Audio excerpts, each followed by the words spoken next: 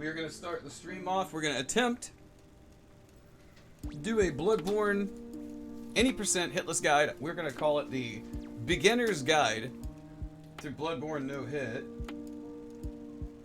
And what we're going to do is try and talk our way through it at a decent pace. Bloodborne is a pretty fast run for no hitting. We do not do it quickly. We take our time. We just try to keep our anxiety levels low. We're going to take hits. We're going to reload stuff. We'll be using cloud saves as we go so that we can redo a fight if we need to, so that we can redo a running section if something goes. But we have curse and courage. We encourage you guys to ask questions if you have legitimate questions about what we're doing, why we do it, why would we do. Some of the things that we do are totally superfluous, not necessary. It's just stuff we like to do. We hope maybe if some people are going to hop in. We know the Team Hitless website has a shitload of guides. Their Discord they have a ton of guides. We are a member of Team Hitless. We are not going to put this guide on that website. We're just going to put it on our YouTube channel. Make it a little easier to find. And yeah, I mean, there are better runners out there. Initial disclaimer, if you want a frame perfect every possible strategy that you could learn for Bloodborne, look up Goes on Ghost. She has an amazing comprehensive Bloodborne no hit guide for all bosses. If you want to be, I'll tell you and warn you, her guide will require an incredible amount of practice, even more so than ours. With our guide, I'm not going to say you're going to learn it any quicker to do it, but we're not going to be teaching you frame perfect things. We're going to be teaching you pretty general strats that we've collected over the years and the way that we like doing any percent. So, that being said, that's how we're going to try to do this. Kind of in the vein of DS1 and our Elden Ring guides that we put out. Incontinentia.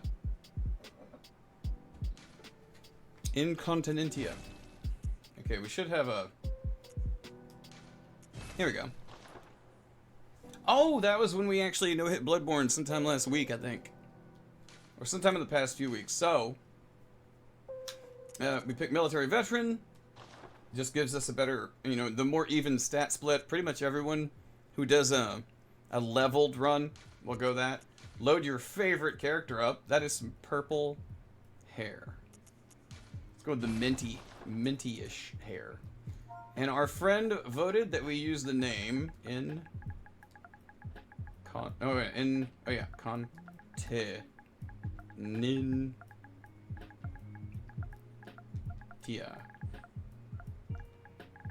Can I put the whole name? How much? No, okay. I was going to say, but. Military Veteran's favorite starter. It's a very reliable starter. And then just get ready. The first thing that we're going to try to do is demonstrate the timing and attack for backstabbing the wolf, the initial werewolf. It can be tricky. It requires a lot. How would a community work with this game? With this game? How would you want it to work? A day of playing Bloodborne and doing co-op and stuff? Yeah, you can kind of go into any build except Blood Tinge and Arcane. Those two stats tend to get left behind. Typically, if you're most of your classes, they get kind of dropped by the wayside. But most of your attack, dex, strength, well, it's kind of about it. But, I mean, to be fair, Blood Tinge and Arcane are very specialized builds, and they take a good deal of your playthrough to get that build started. So, the first thing we do is we go to Gestures. You take sit down and replace it with point forward. I don't think point forward is necessary, but you want to take sit down out of your accelerometer-based gestures. Because the fact that we're going to editorialize as well, so people will get tired of us if they do watch this video. Watch it with the sound off. We'll constantly editorialize about the fact that you cannot shut off motion-controlled gestures. I wish you could. Everybody wishes you could. You can't. Just like you cannot rebind jump to the joystick. So get about right here, and then start sprinting, and right about here, charge R2. And what you're doing, the way that we do it, when we hit this, like you can see right here, right there, you can see how it like segments over, like tick, tick, tick on that table. So we run to that corner and we do not charge R2 while running. Let's go ahead and give you an example. If you're still holding sprint and you hit R2, you're gonna do that, even if you charge it. So you want to get here, let go, and you don't want to aim directly at the werewolf. You want to aim left-ish, because you're trying to hit it in the back of its leg. There's a very slim possibility while doing that it does an immediate backstep. That's super rare. It can do a nearly immediate 180. These are all just be prepared. They could happen. I mean, I could show you that if you screw it up, you're not dead. You can come in here, and you got a good amount of space without a lot of crap in your way. And you can sit here and force it into letting you give it a backstab. That is more complicated, and it's a very low probability. I highly recommend, if you're only working on a Bloodborne run, just reset if you screw up the wolf and just practice the wolf. You know, do it over and over and over. And then we grab these bullets. This next kill is not necessary the way that we're gonna do it, but it is a habit. All right, Herp. Not 1, 2, or 3, but 7 bosses, all nemesis. Are they all nemesis? I recommend sprinting and then slow kind of walking up here. Now we're gonna deal with Frank. To deal with Frank, we stand about midway on the carriage, and then you're going to wait and you're gonna walk. Get about right here, charge R2, put Frank down. There you go. I like doing that. It's safe. There's a lot of stuff that we do that's safe. And then there are some things that we do that are not going to look as safe. But trust me, immediately start climbing. And then go.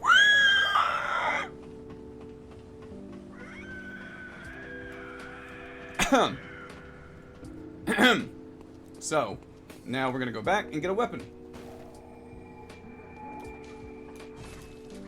To be fair, the less situations you put yourself in a run, the safer that run is. So we are going to put you guys in some situations that are going to seem a bit scary at times.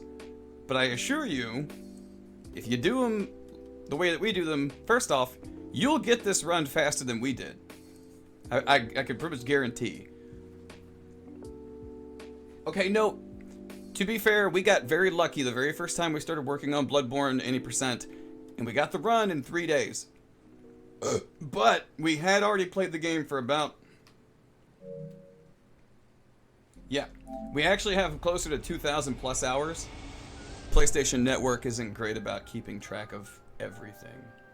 So, for funsies, when you pick up your weapon, immediately hit left on the D-pad and keep spamming X, and get yourself a bonus weapon if you feel like it.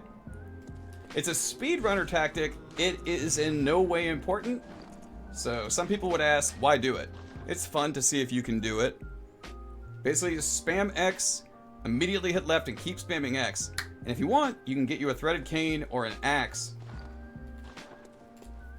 And then you can sell it later on for 600 echoes, which could buy us some throwing knives. We'll talk about that. Molotovs, talk about that. But we go back to the sick room. We need to go get Molotovs, and we're trying to do this. We're trying to do this as if we were going to do a marathon no-hit run, like God Run, 1 through 3, any of those. If we're trying to do that, we want to try to be safe-ish. So now you're good to go. The werewolf, of course, doesn't respawn. See, if we really were to look at it the way that we want to, I would like for somebody who's never played this game to use this guide and then no-hit this game. I'd like to think that our guide could take a brand new player from scratch and just push them through it and get them to do it. So watch out for Frank. He doesn't stay dead, of course. Frank! Yeah, 1, 2, 3 on Frank. And then Frank's buddies are all 2 hits. So just run up. 1, 2. And then 1, 2. You're going to notice that we don't lock on all the time with a lot of stuff. You'll get used to that if you're not. Actually, when we get to the top of the ladder, let's go ahead and pop blood bullets. Those are going to come in handy right before the boss fight. There we go. Those 5 extra can be pretty useful. So you sprint down here, forget that, those are pebbles. If you want to grab them, just for a fun little thing later on, you can. Keep left because of this guy.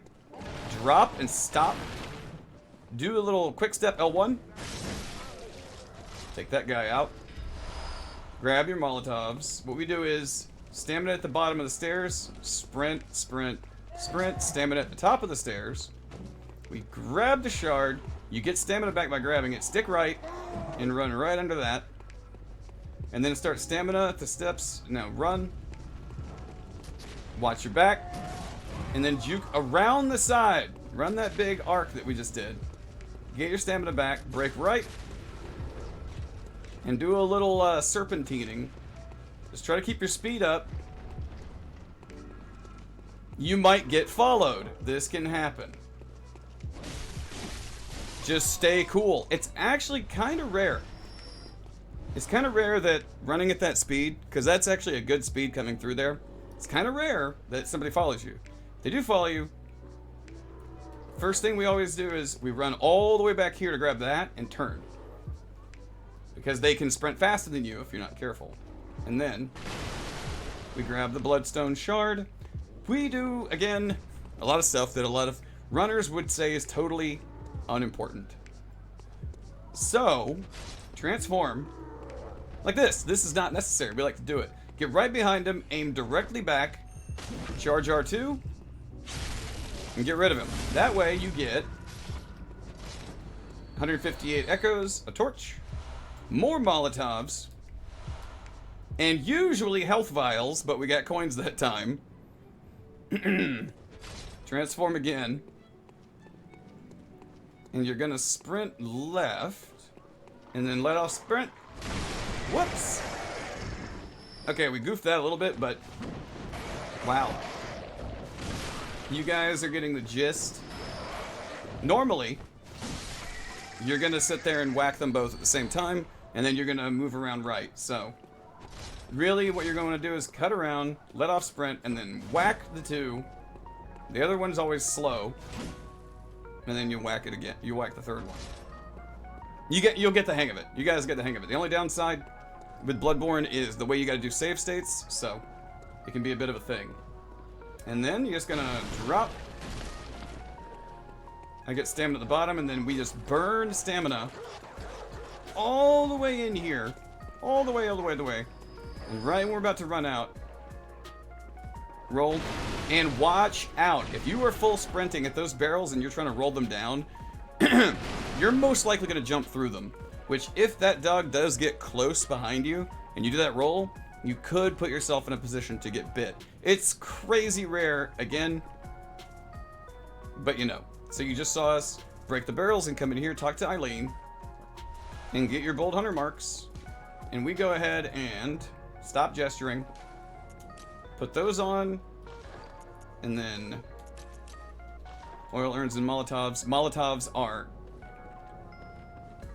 activated? Equipped. We have Molotov's active slot. Now, this is where things can get a little bit tricky at times. Drop off, and we stop here for a sec. Transform and run. And then you're going to cut this corner here, roll to the right, because that little cut we just took, there are gunmen that could potentially shoot you in the back.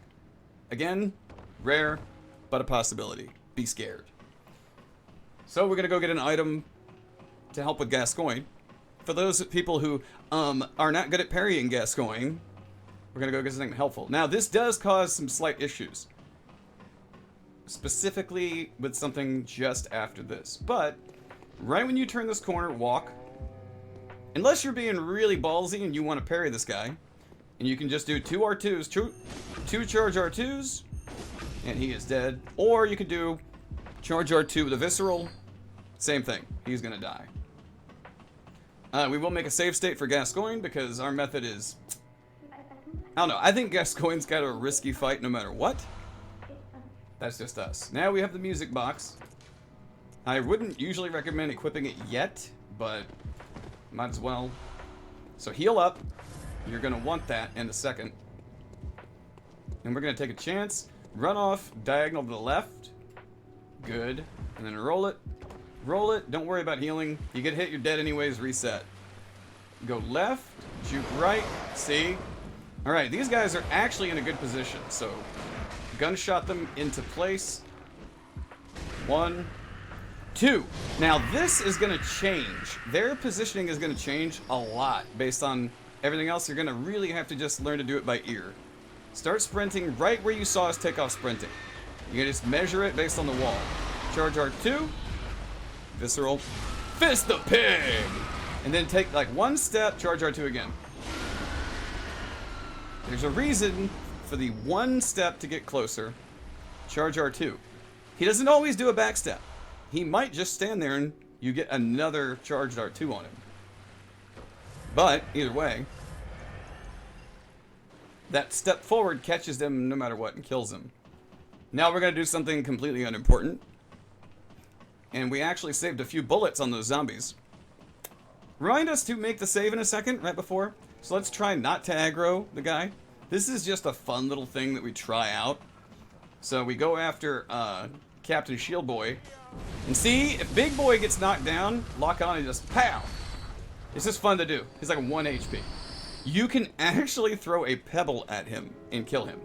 That's how low his HP is. So we're going to stick left to watch out for those boys over there.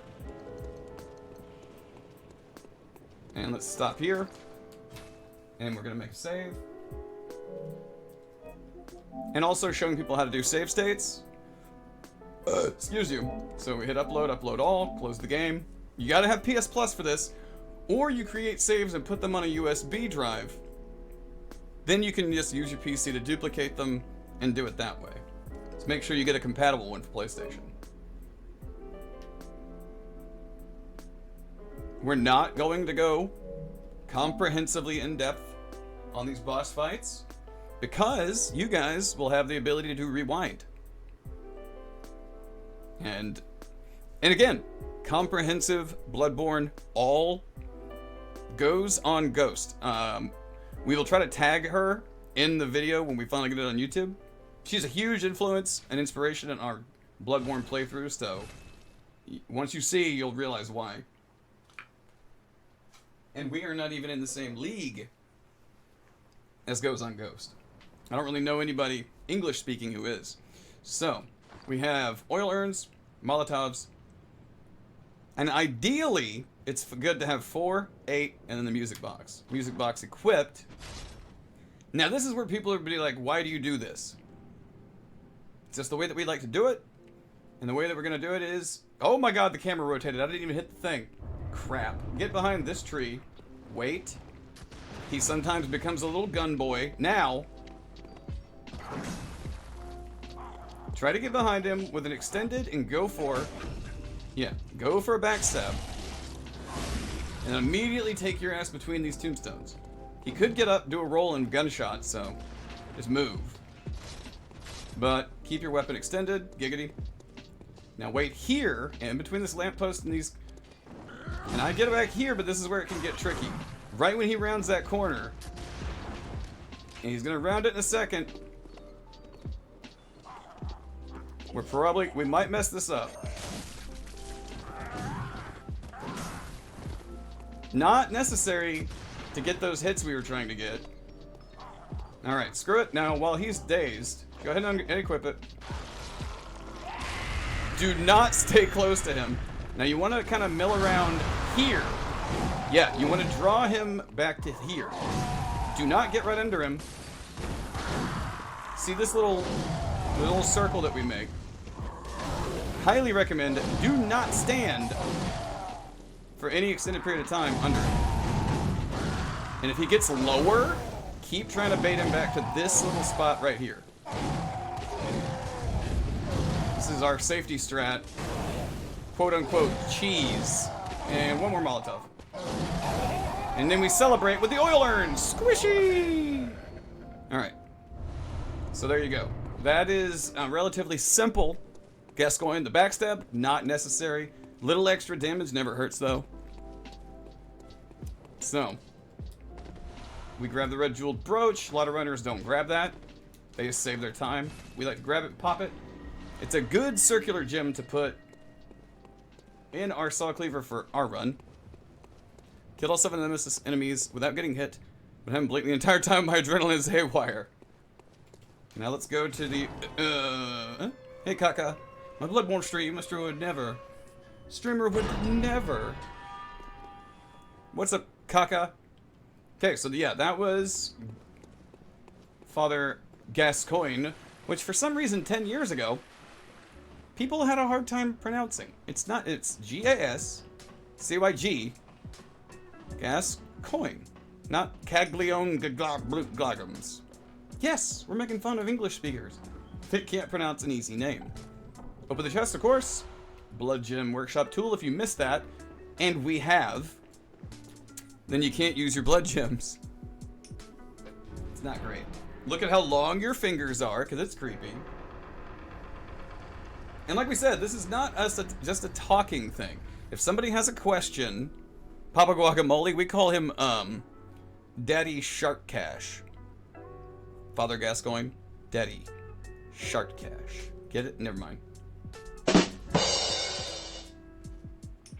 Never mind. It's not funny. I didn't say it was funny. I just said that's what we call him. Okay, now this next part can be a little bit intimidating. So do not forget this lamp, because it sucks when you do. We're going to go this way. We're going to get about here. We're going to walk a little bit. That guy's going to go off to the left, leave us alone. So when he gets about there, we're going to go grab this outfit. Move immediately. Now this guy we want to point at us. There we go. The second his arm moves. Super important with these guys. They're like the easiest enemy to parry in the game. The second their right arm moves, after they've pointed. If they don't point, So, this guy's just gonna chill. We can talk for a sec. So, when you see the... I don't know what they're called. If anybody knows the name of these tall guys with their hats, throw it in chat. But right when you see them going to, try to whack... Oh, their arm... Fire. You will always get... Holy shit. He keeps going. Dimodomes. They're Dimsdale Dimodomes. I had no idea that guy walked off. That's good. So we grab those. Do not whack that if he's still standing there. Come down here. And what you want to do is sprint right when you hit the fence. Boink. Strafe the burb. Come here and start walking right when you see that bench. I mean, right when you're kind of parallel with the bench.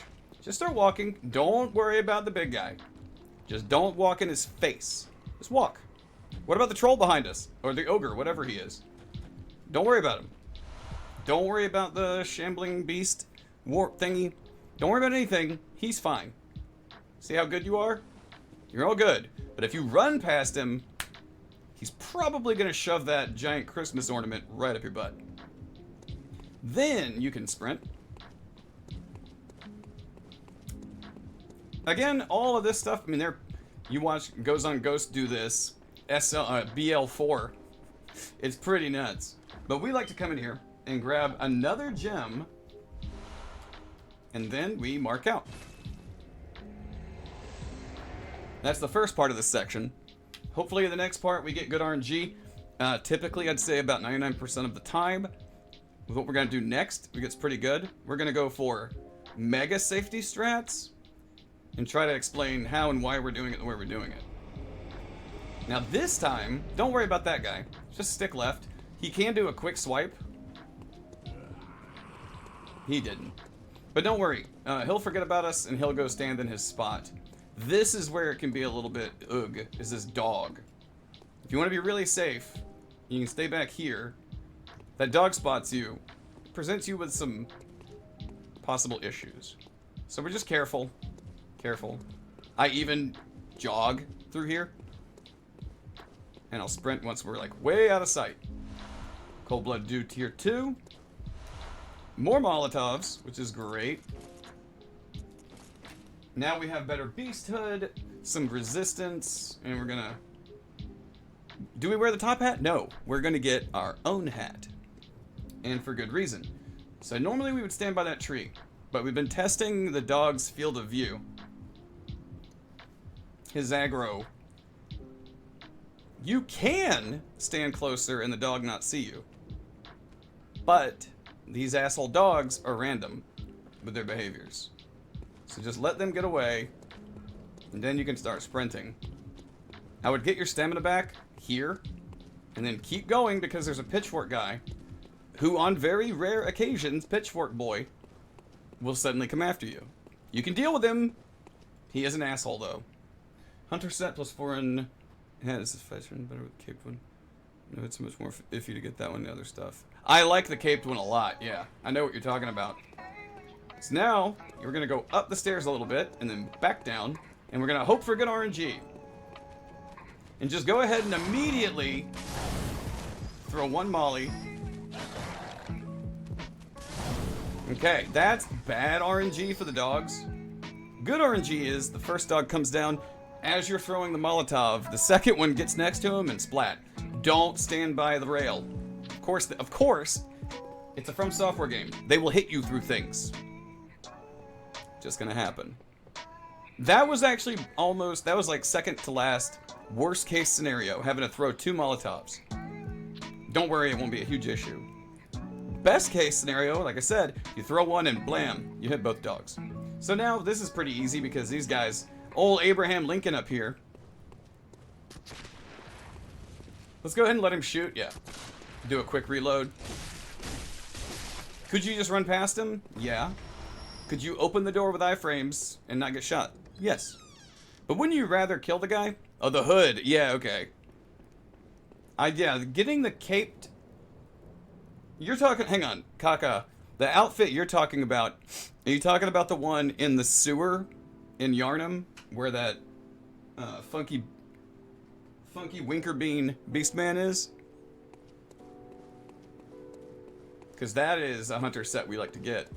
So we go in the corner and talk to Alfred. Alfred. Cooperate with him until... Take this, and get you some fire paper. Some fire papery. Alright, through this little doorway, we're gonna... Finish up the cape in the sewers, foreign hood, the one you start with. Yeah, that's a dope outfit. I like that. But for no hit, yeah, tricky. You turn around, this guy... He'll sometimes stand there. We want the madman's knowledge.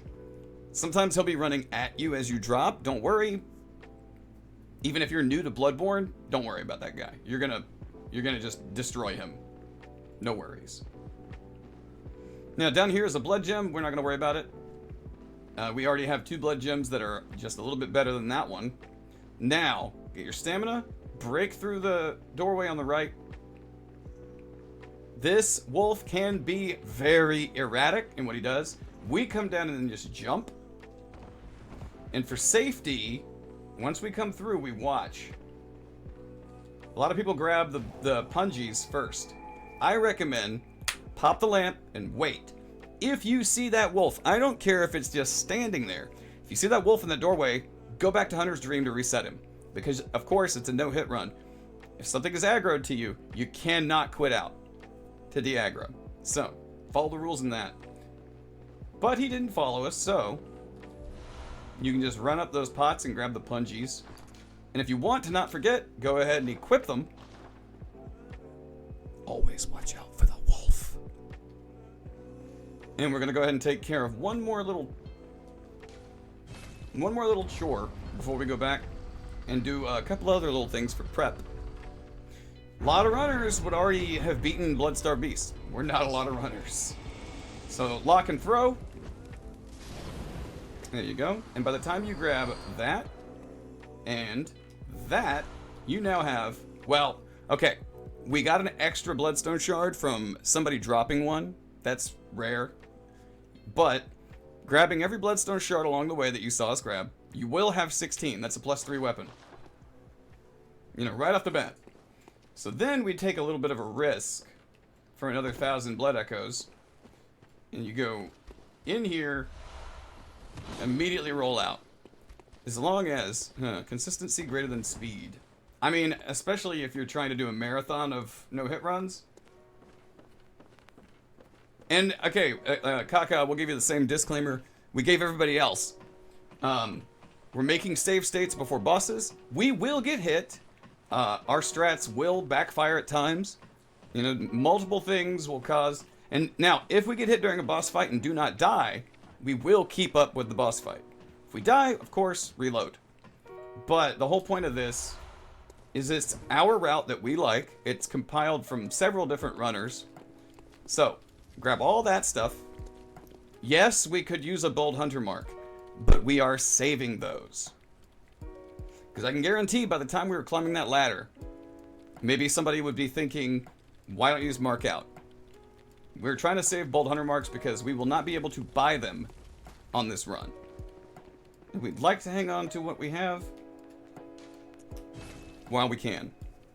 This next part, again, completely optional.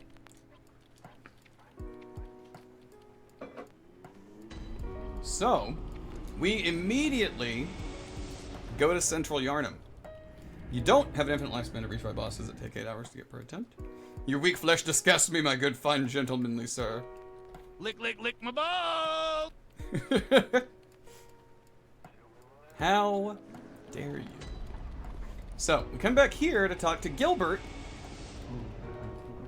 Spam through his dialogue, do it again. Because the flame sprayer, it's worth a decent amount of echoes this early in the game. That's a good amount of echoes. So now we're gonna get prepped for Bloodstarved Beast. Prepping. How did I do that? Oh no, that's what I just did. Sorry, we have TBI, so we have memory issues. And talking this out with you guys kind of helps it a little bit. So now, go ahead and pop your cold blood. Pop your Madman's Knowledge.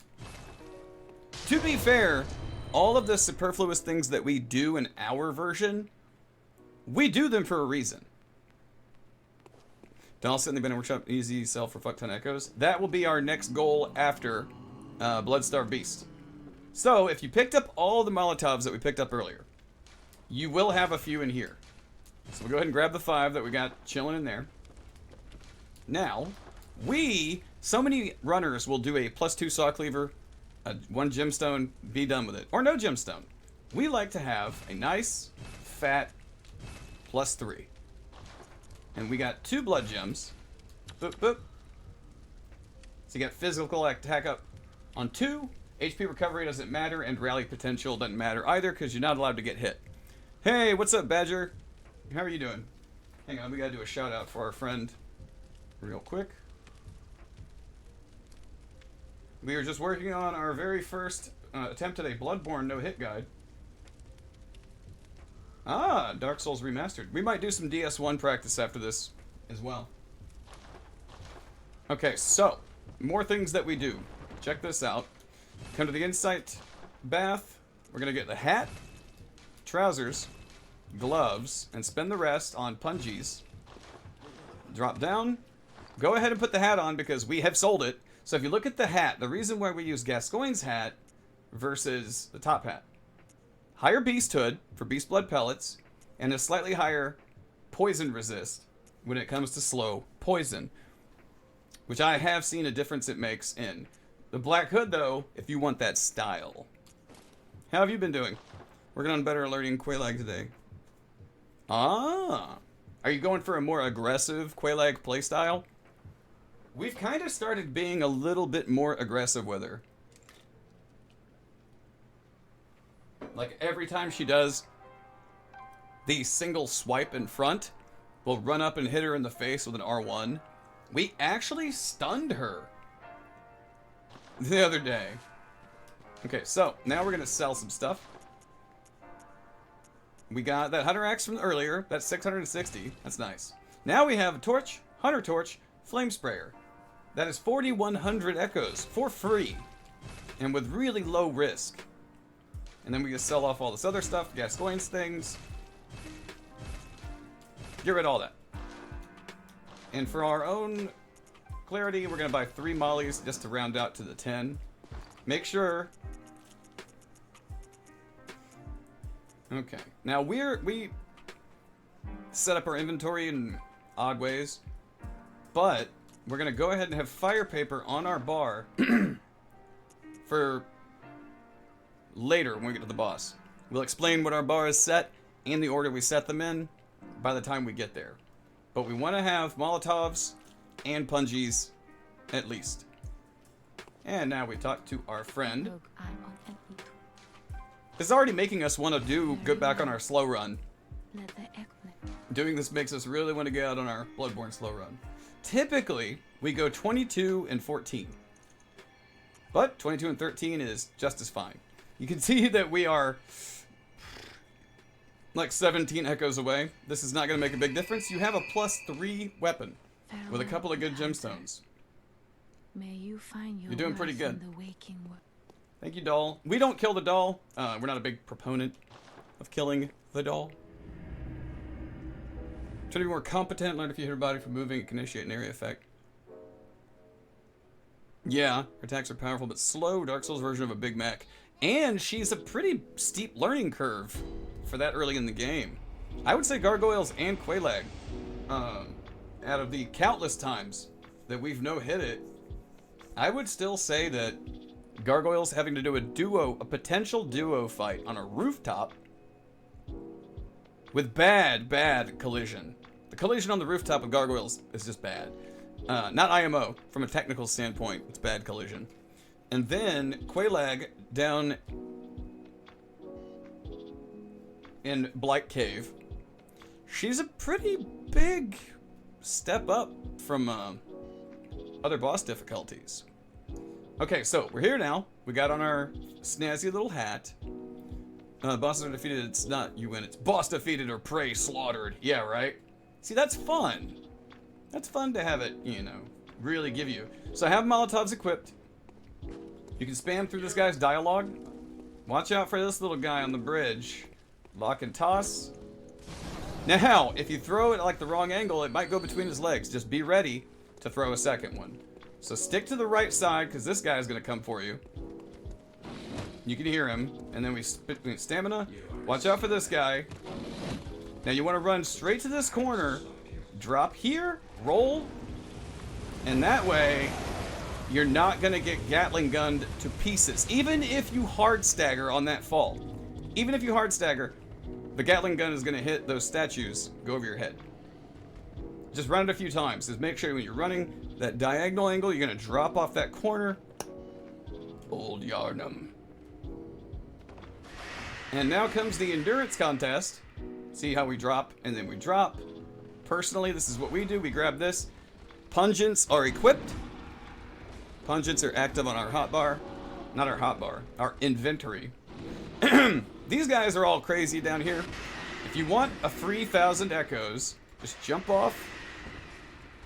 Grab that. That's 1,000 free. That guy will not hit you if you keep moving. Burn your stamina. Get stamina back about here. Burn it up again. Because these guys are chasing you, but don't worry about it too much. And then stamina again, all the way back up. This way down these steps. Stamina again, and then throw at this pillar. This is where things can get iffy. This is random. More pungies. We're going to cut this way. Throw to the right. And run. See how he's not running toward it? This is where it's called terrible RNG. And it is completely RNG. It is chasing us right now. Cut around this guy. Okay, you see how bugged out he is? He's caught on that. Do not bet on that wolf. That you're going to have to get used to dealing with. The repercussions of From Softwares. And people want to say that 2015 gives them leeway for these bugs. Sorry, guys. We just can't deal with it. We love this game, but we are very openly critical of things that are broken. You know, and hey, we don't read comments on any of our YouTube videos. Grab that item. Don't need it, grab it. Now we're going to get inside and we are going to make a save state. No, we just doing these runs and giving tips. I never experienced a proper Bloodborne challenge run because I can never give myself not to do a 99 arcane build. Damn! 99 arcane? So let's go ahead, upload our save.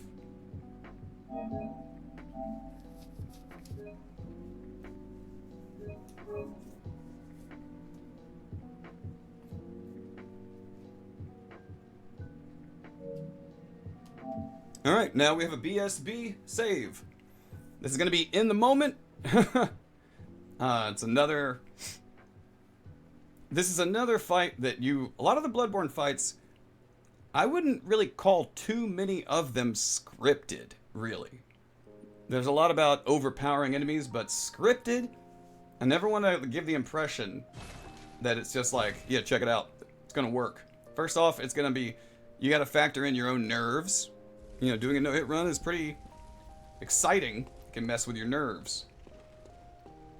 So, inside, we want to go to our inventory, set up our active bar, get rid of the mollies, and we put beast blood pellets. Because, we'll go ahead and do it, we'll say it before we do it. We're going to go beast blood pellet, fire paper, pungies. Get the fight going the right way, you'll never have to swap out pungies. So, cutting up the right side, right there you see those pots by that pillar. That's when the fight starts. You walk by that, she's gonna scream, and that's when it begins. So, we're going to beast blood pellet. She wakes up, fire paper, and she's moving, so immediately throw a punch into the corner and go R, L, L, L, stamina, and then R, L, charge R2, and then riposte, back off and immediately throw a punji in the corner. Now that's really good RNG.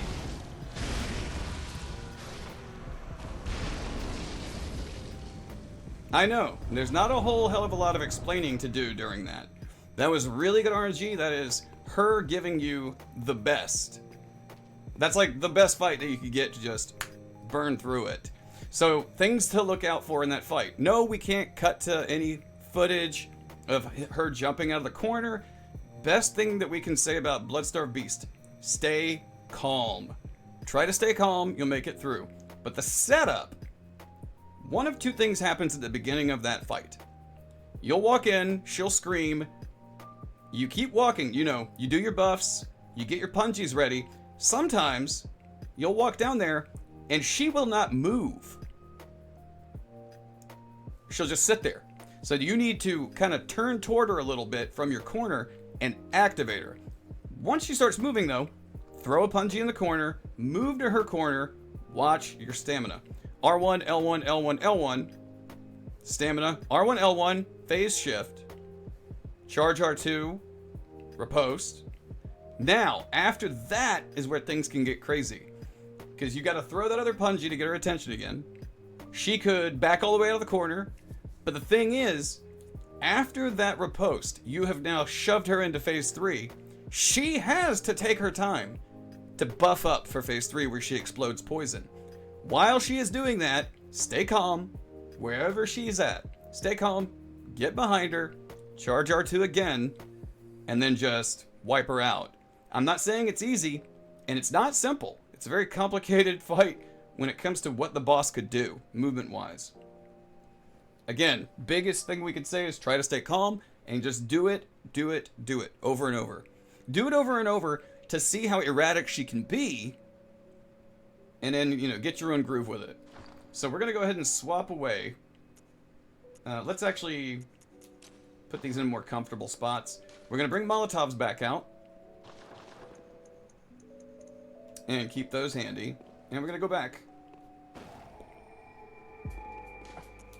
We're going to go to Hunter's Dream, and we're immediately going to leave and go back to Cathedral Ward. Because now, we got to go run a little marathon.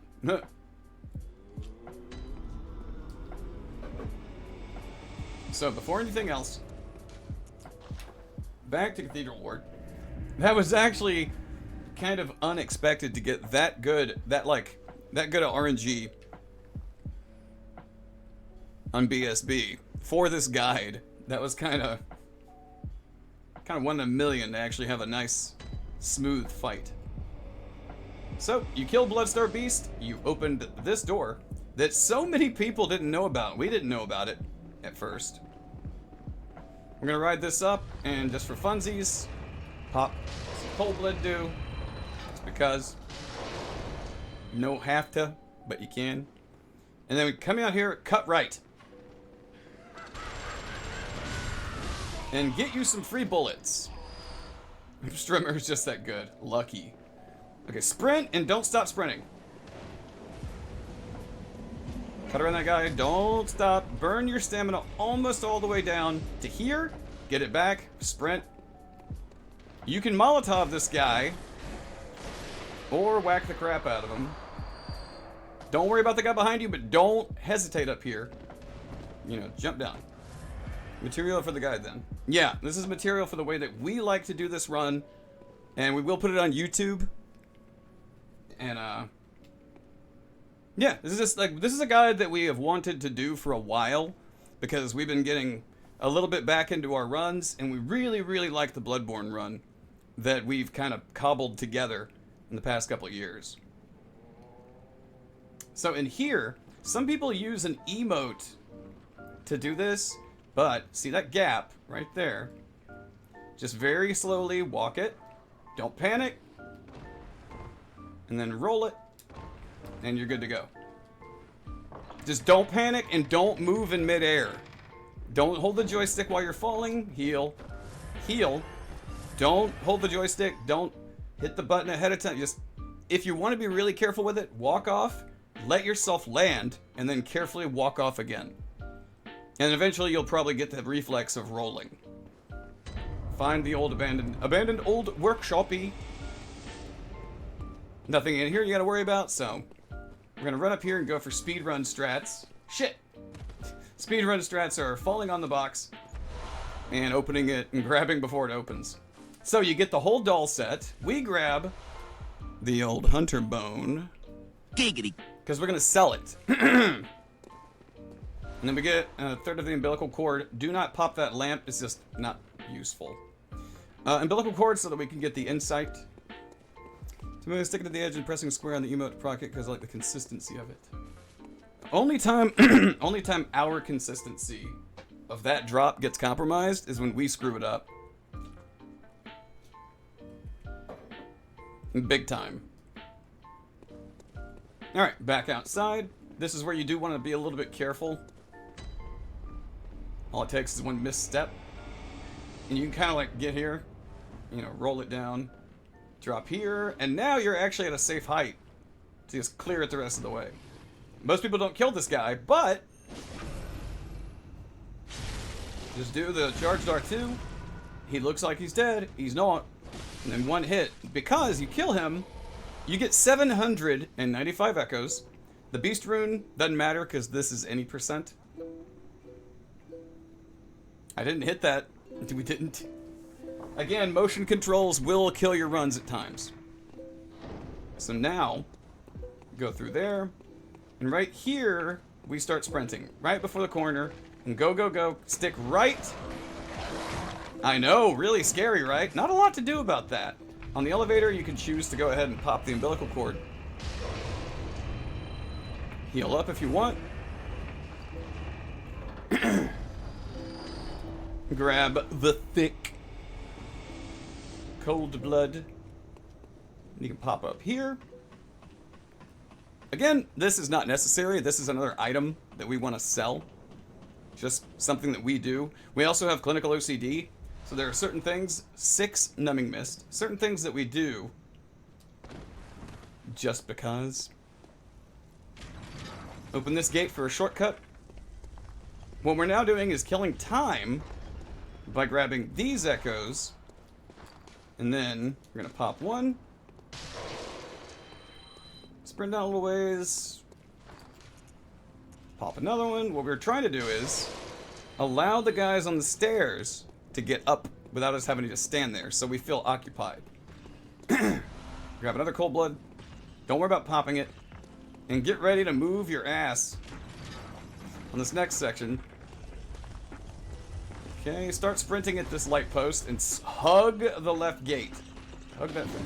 You see that? That does not happen every time. I was really hoping it would happen this time. I was very much hoping that would happen because that is rare. We break that because of this guy. People are gonna ask why the hell we're doing this. Throw. Ah, shit. Yep. And keep back up. Do not let him get close to you. He has a flamethrower. He will break your run.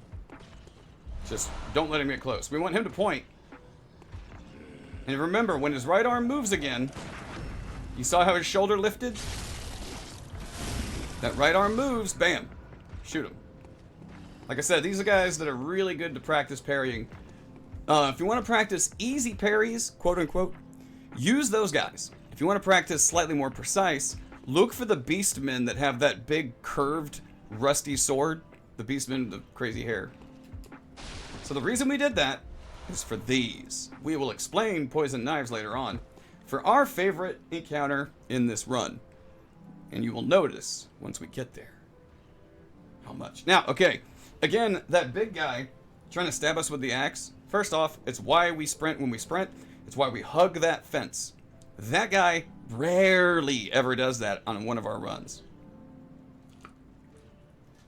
Sincerely, he rarely ever does it.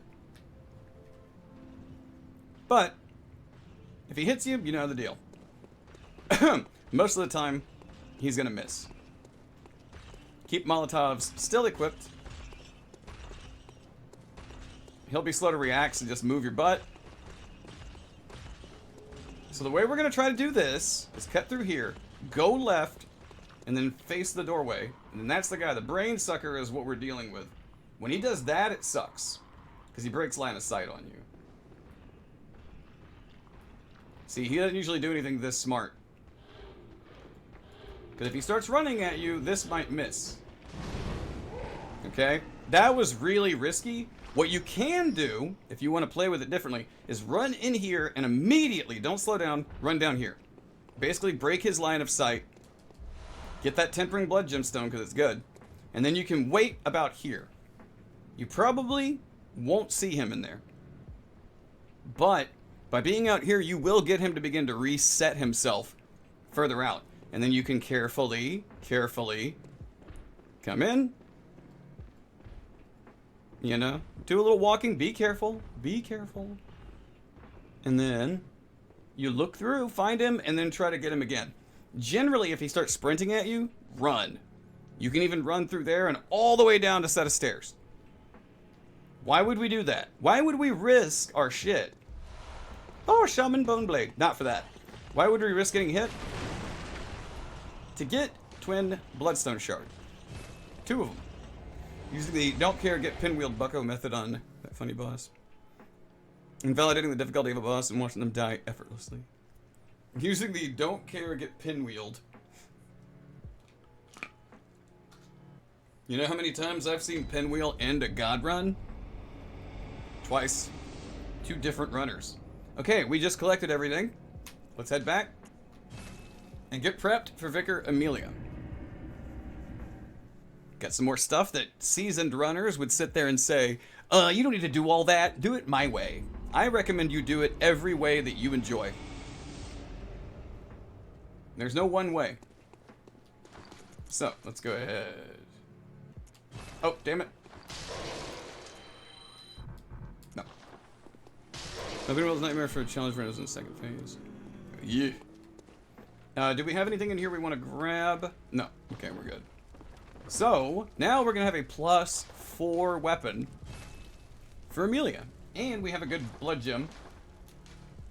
Boom, an extra +10. There you go, +4. Did we have any Madman's Knowledge? No. Just checking. So now we're going to go ahead and buy Gascoigne's Garb and the rest, of course. Pungies. Now we're going to sell and make some money. So, Old Hunter Bone, Numbing Mist, Ritual Blood for 1,000, Alex. And then you get the real chunk of change, And that's why we grabbed the doll outfit. Boink, bop, bip. And Gascoigne's is worth 2,100. We now buy, I don't think anybody else does this, except I think Hob does this as well. We'll show you what he actually does when we get there. Or at least he used to do it. So we buy 33 throwing knives. Very specific. 33. And we have 5. I like to have 7 Molotovs by this point. Do you need 7? No, but 7's a good number. And we will want them soon. Okay, so we're looking good on all that. And let's go ahead. Just to have throwing knives in the hotbar. You're only going to need, for the next thing, Beast Blood Pellet, Fire Paper. If you feel like you're bad at swapping through your items, just equip those 2, and you'll be good to go. 33 throwing knives. It'll make sense. Welcome. What is? Now we talk to our friend, Well, let me. and we go 25 and spend the rest on skill. And if it does that, we have a really bad OCD about the number 23. We'll go 24 and 24. Does it matter? Nah, that's 1 point. But like I said, we have a bad numbers thing when it comes to that. It's not like the Jim Carrey movie, okay? Hunter. So, get your butt back to Cathedral Ward. Now we're gonna make the run for Amelia, and then we're gonna make a save.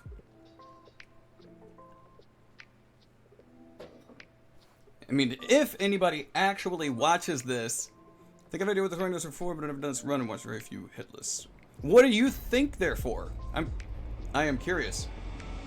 If you had to take a guess, what would you think they were for? We're gonna skirt around. There's a guy to the right, and watch out for the bird. Basically, every movement you see us make is very deliberate, very intentional. Just keep going. Don't worry about those guys. They're not as fast as they might try to seem. Here's where things can get sticky because the AI can shift.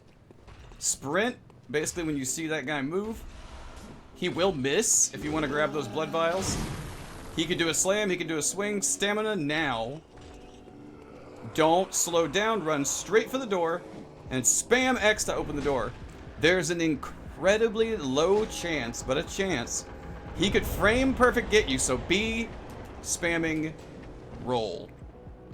Flame dogs are singular annoying enemy that's losing my mind. We actually use the knives to acquire a buff early, so that we have a particular elemental buff at a certain boss before we pick up a bunch later on. Okay, now we're gonna make a Amelia save. Now Amelia, I'm gonna try to explain it beforehand what we're gonna do, and then attempt to kind of explain it in the moment, because we're not watching something and then doing it, we're doing it live, which can be, you know, that can get tricky, especially with us. We're using the knives to get bolt paper, to get very early bolt paper. That's why we have the throwing knives. And the second one is for an enemy in the Forbidden Forest. Like I said, we'll explain everything about the knives, poison knives, and regular knives.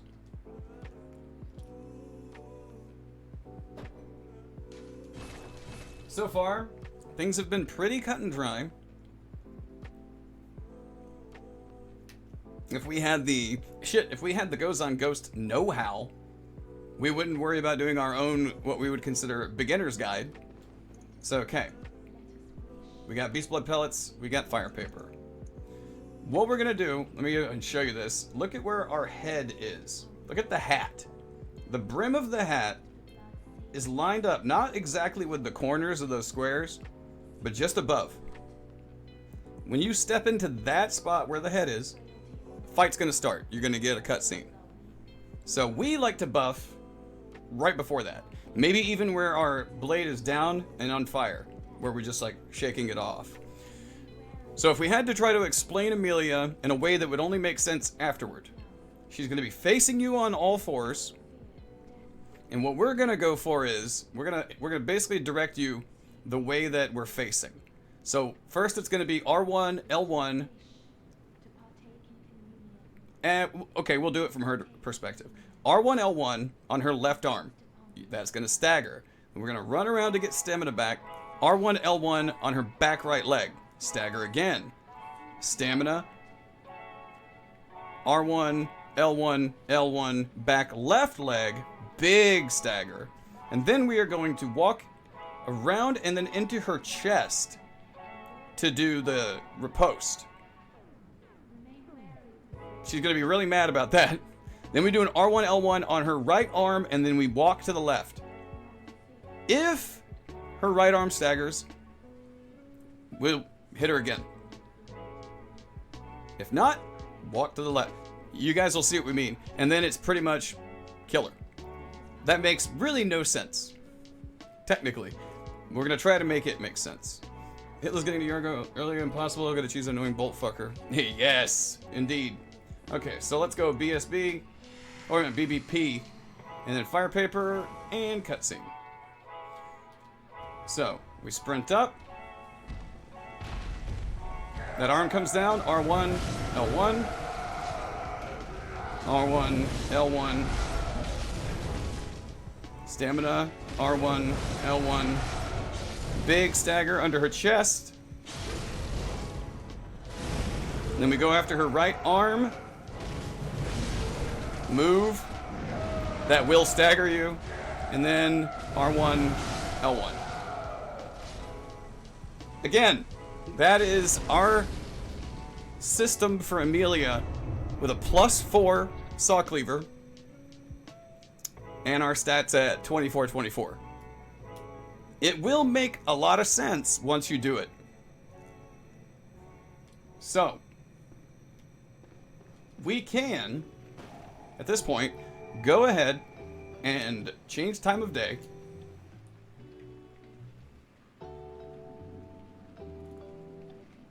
Yeah, early Yahar Ghoul. I'm not allowed to get punched in the face and grabbed. So now we're going to show you what we were telling Kaka about, is what to use these throwing knives for. Now, there are going to be people that, well, again, not a lot of people are probably going to watch our guide. We are doing it for ourselves, and we're doing it for you, who might want to. But if somebody does watch it, and they know a lot of routes, they would say that what we're doing is dangerous and stupid. I mean, it's a no-hit run. They're all dangerous and stupid. Ah, crap. Shoot him! He's not supposed to do that.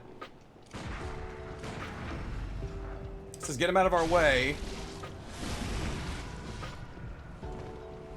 Well, now it's no longer dangerous. I'm not even kidding. That is us screwing it up. So let's go back to what was going on before. Typically, you will just come out, sprint, stay left, and you will sprint, sprint, sprint around this way, and come down here. That's it.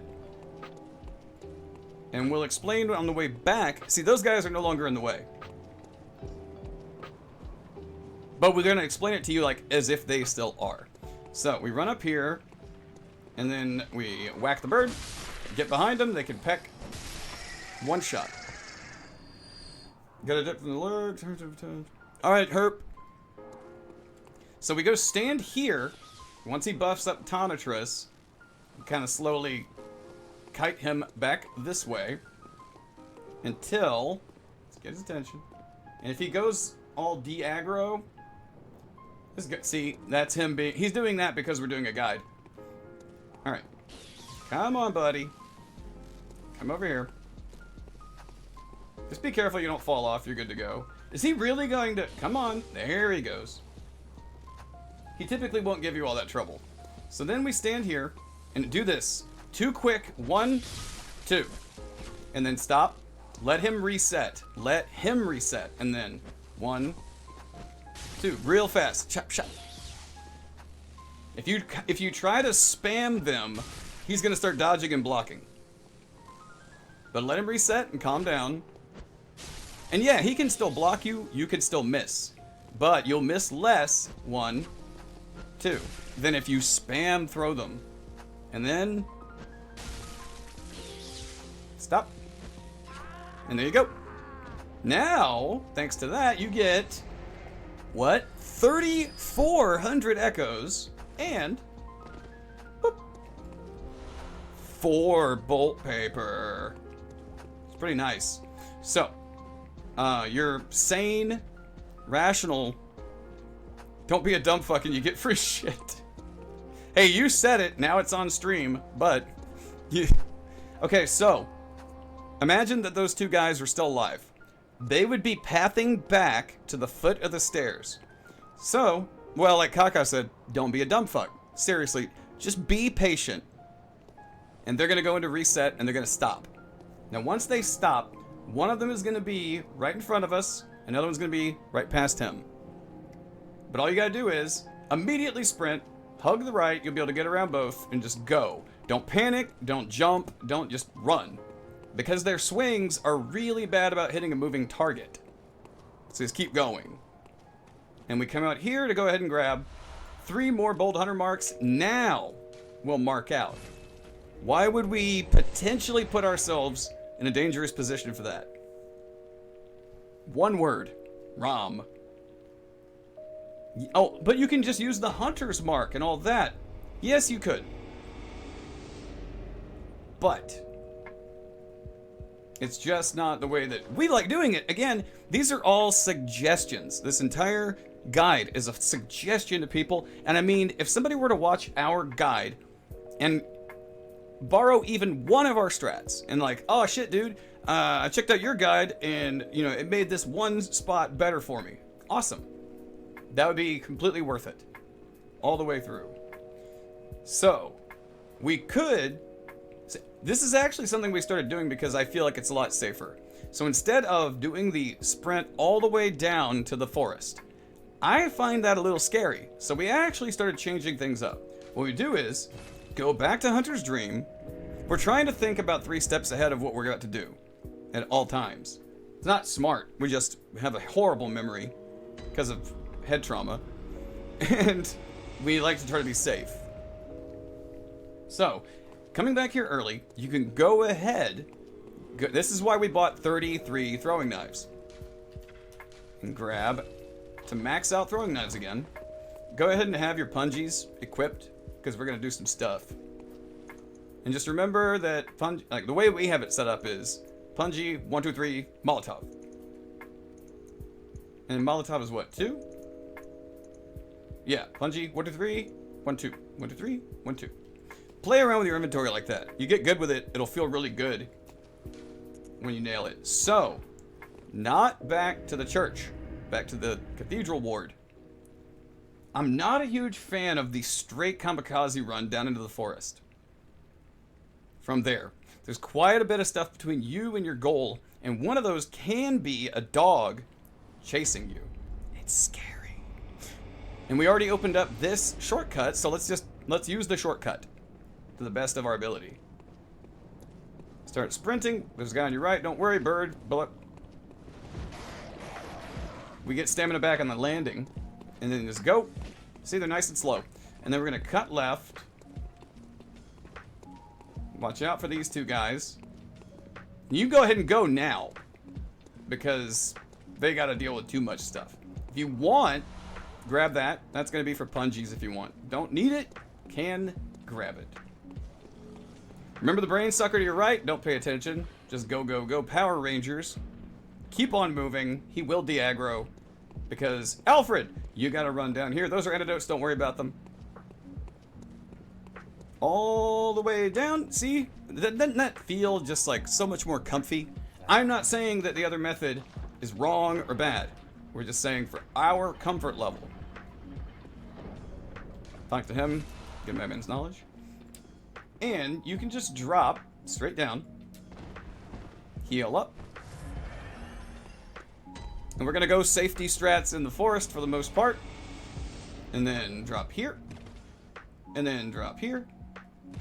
And get you some freaking twin bloody shard darts. Just sprint over here real quick. You've got Beast Man. I like to throw punji.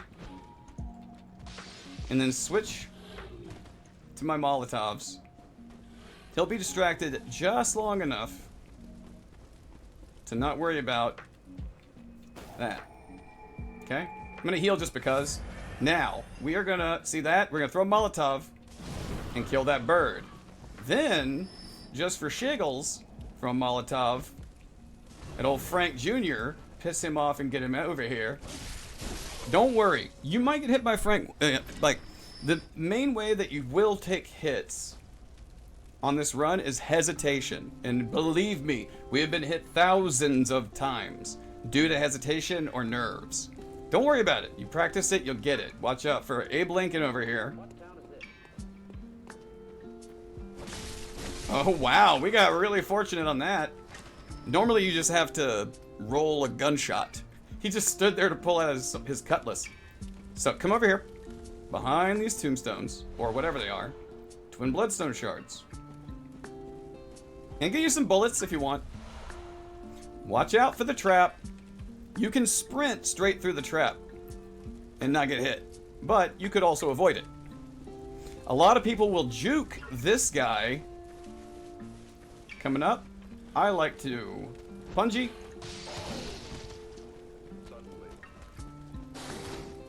I didn't mean to roll. That was nerves. Then we run down here, lock on, toss a molly. Get our punjies. 3 more twins. Get our punjies equipped. Now, Frank Jr. over here. Just walk up. Don't worry about his partner. See that? Partner didn't turn around. Walking behind him, he's got to turn 180. That's your chance to kill him. So we sprint up here. Not that tree. This tree. Punji. Run around this guy. Whack it. If you try to roll it, you will most likely jump. It'll kill your momentum. It sucks. We drop down here. And we're going to burn up all stamina just to get away from that guy. He won't follow you. Just keep moving. Bloodborne is definitely about forward momentum. I think. And then we're going to go whack. Whack. Whack. And whack. We take care of the doggos because... Okay. Molotov's equipped again. Because this dickweed... Blue elixirs, I like to initially put blue elixirs on my personal effects, as it's called. We have Molotovs equipped. So now, come down here. This is a great marker. Just grab this guy, Quicksilver bullets. And then, through the wall, a big stack of Beast Blood pellets. So, this can be a little scary. We're going to blue elixir, juke around this guy, past him, break right. We got between the second and the left guy. Hang a hard, wide left. Careful lock on. That was lucky. Now you run up that rock. You see that little thing? Run up the little rock and around. Don't stop. Get your stamina back around here. Keep going. If you want to be really, really safe, run all the way through and stop here. And if you want a little extra damage, heal up your gemstones. Give you a damage boost at full health if you're using the ones we're using.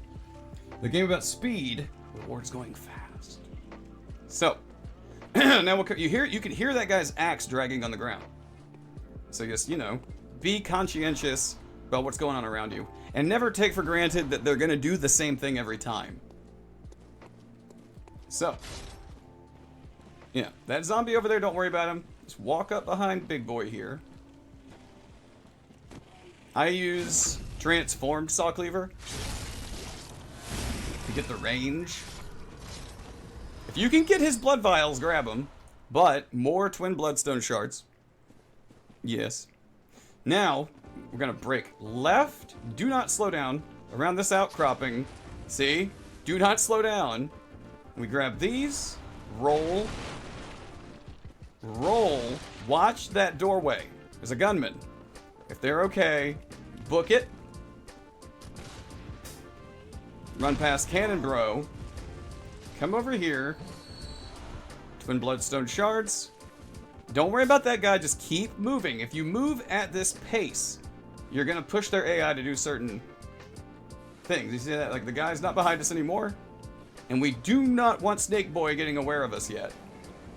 So, we're gonna open Saw Cleaver. We come over here. throw a punji, and go for the backstab. Now, you could throw the punji and climb the ladder and say, screw that guy. Except, he can climb the ladder and chase you. It's scary. He might not even get you. Or he might pull that From Software thing where he aggroes and stays within your leash line and follows you all the way through. It's rude. It's annoying. So, we do that. We sprint across. Watch your footing. More poison knives. Again, we'll explain poison knives. Drop down to where it breaks. Come around here. Grab the cannon. Drop down here so you don't go all the way to the ground. Now get your throwing knives equipped. Yeah, worst comes to worst, free echoes. Exactly. So, throwing knives equipped. Go ahead and heal to get that damage boost. And this is why we got all those throwing knives. 7 direct hits. Just be careful and do not spam your throwing knives willy-nilly. See that? He's a real dick. Don't let him get close. They have incredible range, but it does take 7. The way that we've leveled, awesome. The way that we've been leveling, 7 throwing knives, that's it. Not throwing 7, hitting, excuse you, with 7. And then we come up here. Grab the twin bloodstone shards. We are 1 away from having a +6 weapon. So, let's go up here and get us some free echoes. And I mean quite a lot of free echoes. This is something that we started doing... tinnitus. So, you threw that Molotov cocktail earlier, right? That was right outside that gate. You can still hear a bird there, but... it's not the most pressing bird. That's Walter. Alright, let's explain this before we do it. We are going to hit him with 3 R1s and immediately run this way. Get back on without looking back and activate, stand in the corner. So, 1, 2, 3. Run. Immediately trigger it and stand in this corner. 3. Yeah, there you go.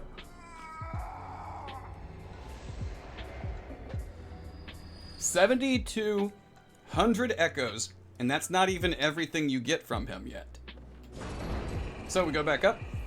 Now, by killing him, we just set off a small chain of events, and this is why we wanted to kill that bird. Is we come out, roll, back inside. Don't look behind you yet. Get on the lift. Look behind you. When you see him there, on the stairs, once you see him in the stair hallway, activate the lift. Get you another 4,100 echoes. And the Badaris whistle. This is all very valuable stuff. So what we do is send it back up and get off. Okay, so if he falls, and he's in like the middle of the lift, if you try to exit the lift and send it back up while he's disintegrating, his body will block you. And it's a pain in the ass slightly. It just means you gotta take another trip down. So now, we're gonna hug the right. Boop-a-doop-boop. Right, huggies. Huggies trainings. There's a little gap here, watch out. But all you gotta do is hug the wall. Because there is a snake pile, or snake ball. There's a snake ball. And we don't want to deal with it. So open your cleaver, and now start walking around here. This tree. You got Big Boy here. But he's no match for you guys destroying his anal cavity. Hey, a punji.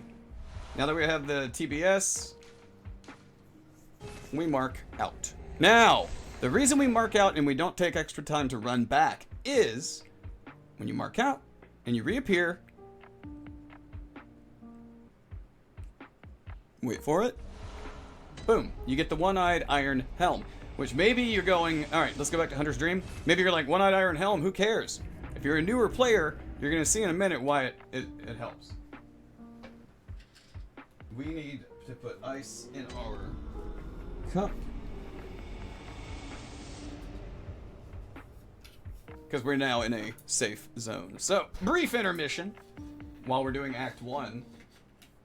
While we refill our cup, get our drink refreshed.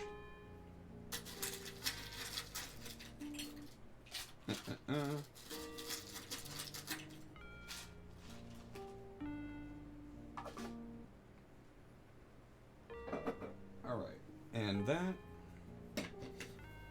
The run is going to start taking some sideways turns here in a minute as we get to the next fight and the one after. We are going to do our very best to keep things simple, but things are going to get a little bit semi-complex. That's our opinion. There are plenty of people that, if there's somebody who actually uses our guide for their entire first 80% run, if they were to just depend on it, I bet you anything they'll be like, it wasn't that hard. Why'd you make it sound so hard? Well, don't you feel much more accomplished? Because we were talking about it being difficult. And you did it? Doesn't that give you, like, a boost? I would think. But, you know, everybody's different. So, we gotta do some shopping and anti-shopping. Let's go ahead and pop those.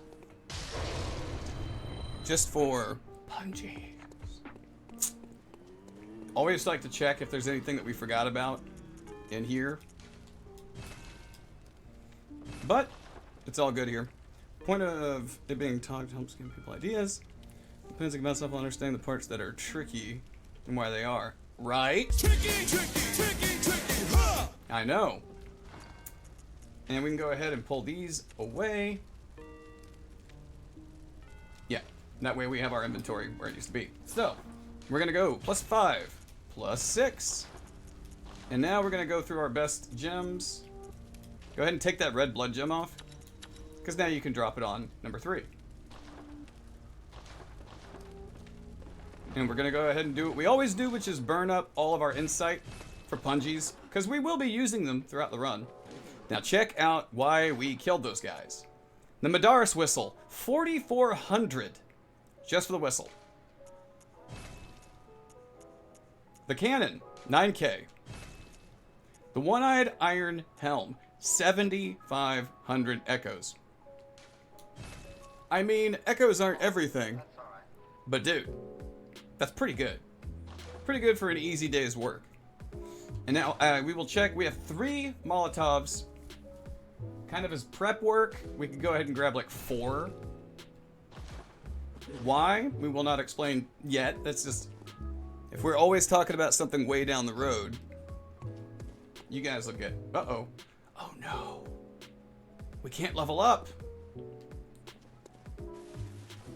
Anywho, go talk to the doll. Welcome. What is it?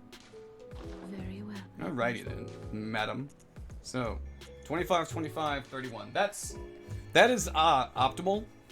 Depending on if you bought more mollies, if you bought something else, if you accidentally missed something, you can still do it with 25 and 25. Like this, your levels give you a little bit of scaling. Your weapon gives you your damage.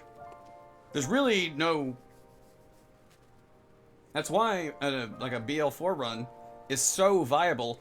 Is leveling your weapon is that's most of your power, right? And I know there are people out there that would disagree and be like, well, actually, no, come on, guys. Do it. Start a BL4 run and focus only on leveling your weapon, and then look at how much damage you're still really doing. Just saying. And now it's time to make the run through the Forbidden Woods, all the way to the boss arena.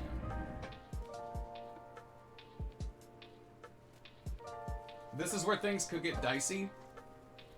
So what we're going to do is, we're actually going to make a save state for this part of the run, because there is a slim but a chance that when we get to the boss arena, we might not be able to make a good save state the first time. If we don't time our approach correctly, we could end up, you know, spoiler alert, with a pig in our ass. So, just saying. Oh, shit.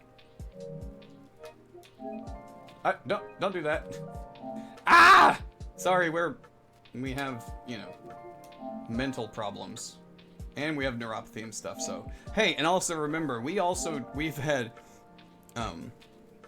we spend a lot of our time in the hospital because of health issues, head injury stuff. And if we have neuropathy in both of our hands that comes and goes in like waves, pulses. If we can do this run, you absolutely can. I don't care who you are. If you're watching, first off, if you are watching anybody do a hitless run, a deathless run, a speed run, just playing the game casually and you think you cannot do it, always remember, all of us are just people. Anybody can play these games. I believe that anybody can get good at them. Goes on Ghost does this stuff one-handed because she has to. That's not meant to make anybody feel inferior. It's to let you know. We firmly believe that anybody, if they want it, if they enjoy it, if they have the time and the patience. I think enjoying it's really important, but the two major factors from our perspective are time and patience. And if you have that, anybody can do these runs if you really want to. Matters more because every attack has different multipliers, so some combos get harder than the other. And it's 100% every time, so transform attacks do so much more than R1 spams. Indeed, Kaka just put that very, very succinctly, and we left the chat on screen because you guys usually have some decent insight into what we're doing. Like we said, if even one tip from our run helps you guys, even one thing. And even if you watch the whole thing and you're like, yeah, that's okay, but I like my method. Good. If you even watched it, you know, we don't have a monetized YouTube channel. We're doing this because we love teaching people how to do stuff. For us, it's really fun. And if anybody is unfamiliar with live social media, when we say we're talking about the community as a whole, as a group. Some people get very weirded out by that pronoun. So, you created a shortcut. Now, let's run our butt down the shortcut. You're all good to go. You're clear on all accounts. Just take your way down. Don't accidentally jump over the lift. It runs all about the funny options. Hell yeah. I mean, there really are so many ways. So many ways to do all these runs. I mean, we finally, and there are, hang on, editorialize for a second. Digression. There might be more Bloodborne no-hit guides than almost, even any percent, than almost any of the other games between Demon Souls and Elden Ring. Possibly. So, we're literally throwing a guide out that has been done and done to death for the past, literally, almost decade. But like I said, we like teaching people. We like training them.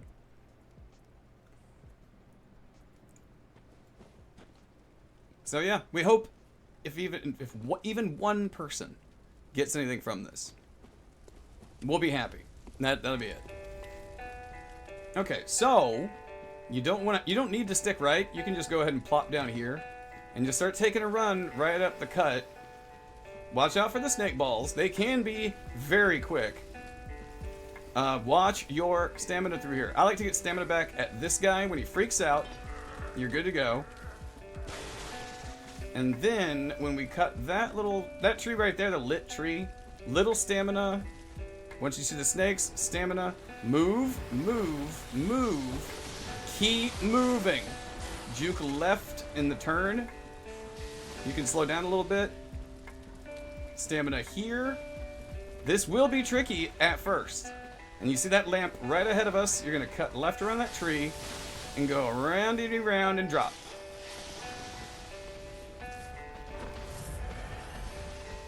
Now, I like to wait for the pig to get a little further out. Like past that second bonfire.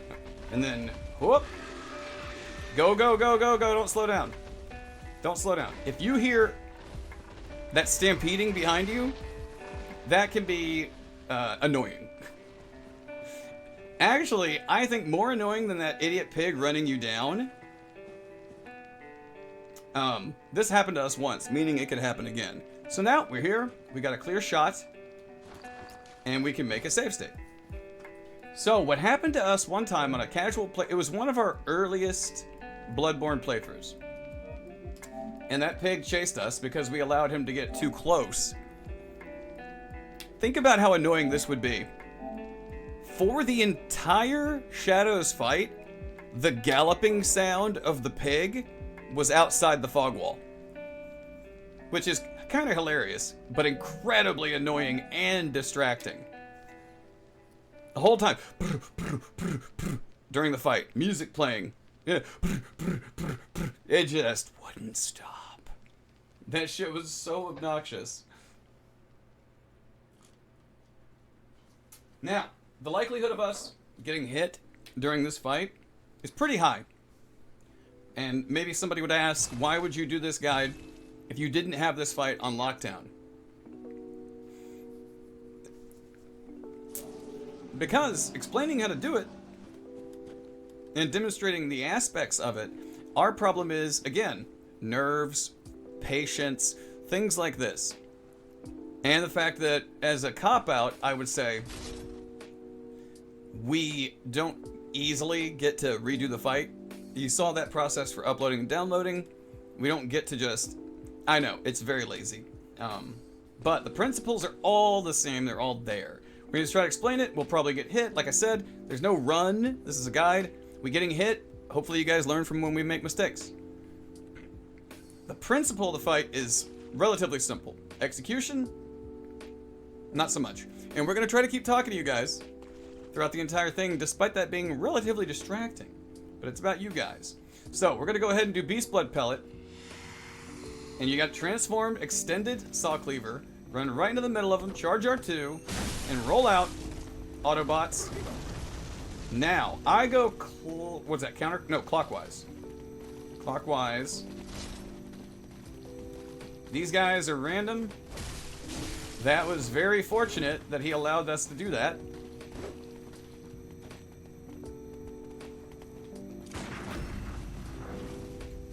I like to do I like to do gun parry and riposte. Whoa! Where'd that guy come from? See, that we couldn't have planned on that. He went around the big tombstone. So you can actually, you see how we're just kind of jogging? And he's missing? If you're, able to control your camera well.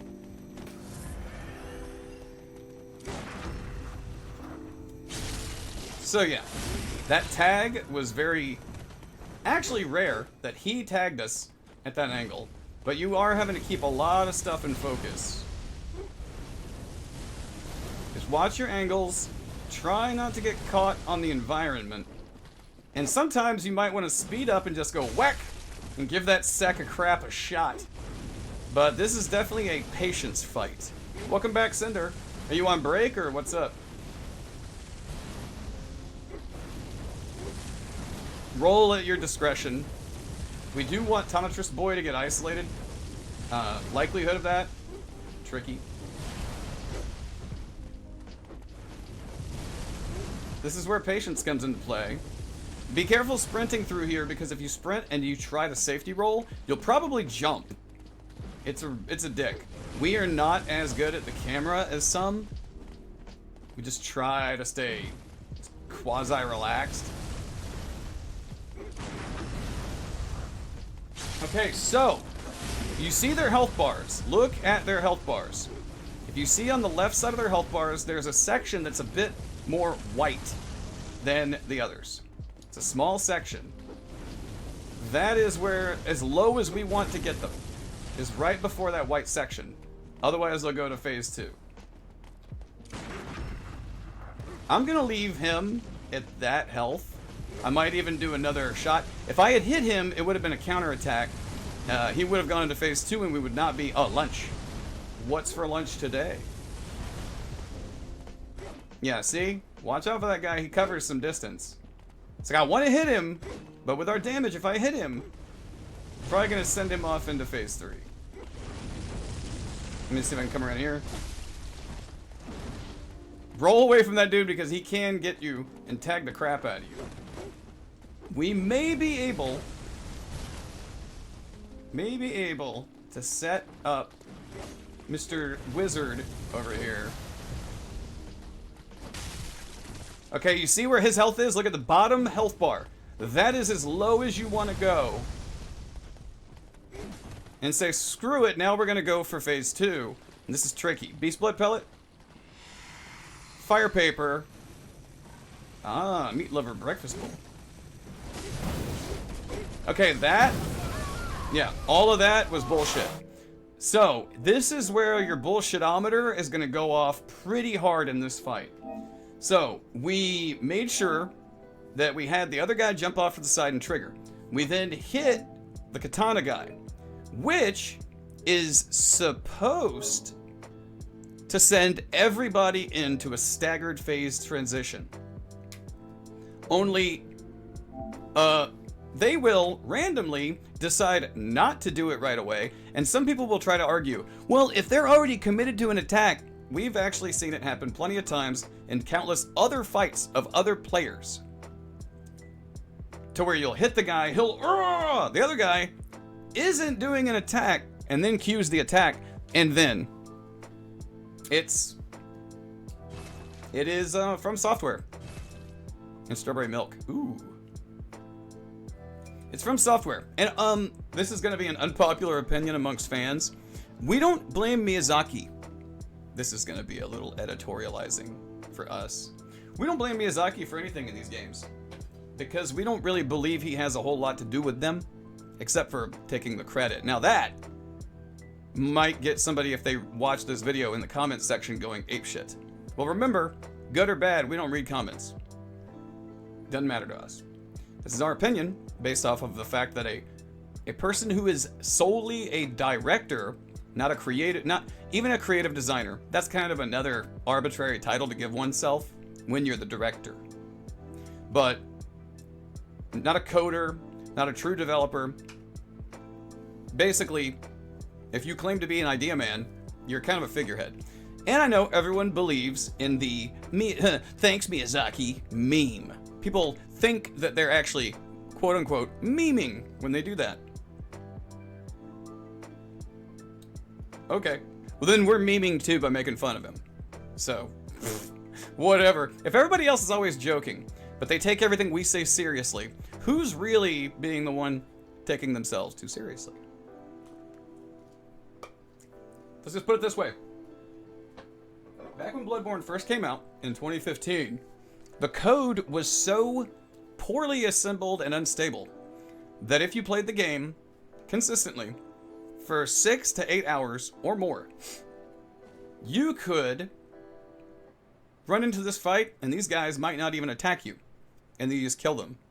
Or you could definitely drop in from above, do a quick quit out, do like a speedrunner quit out. When you load back in, you'll be in the fight and they won't attack you.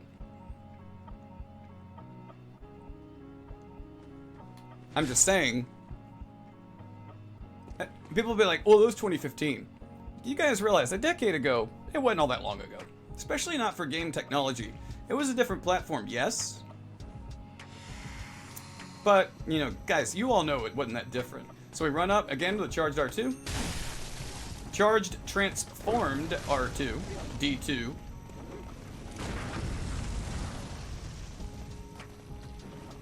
Don't worry about it if you do get the parry. You'll see plenty of other fights where nobody does gun parries.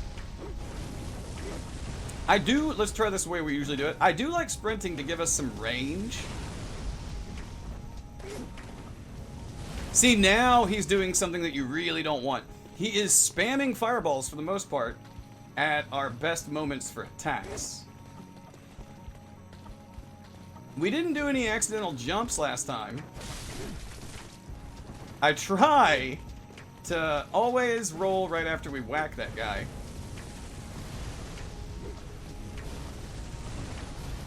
Yeah, he's in a bad spot because he could probably shoot us behind the tombstone. Oh, you.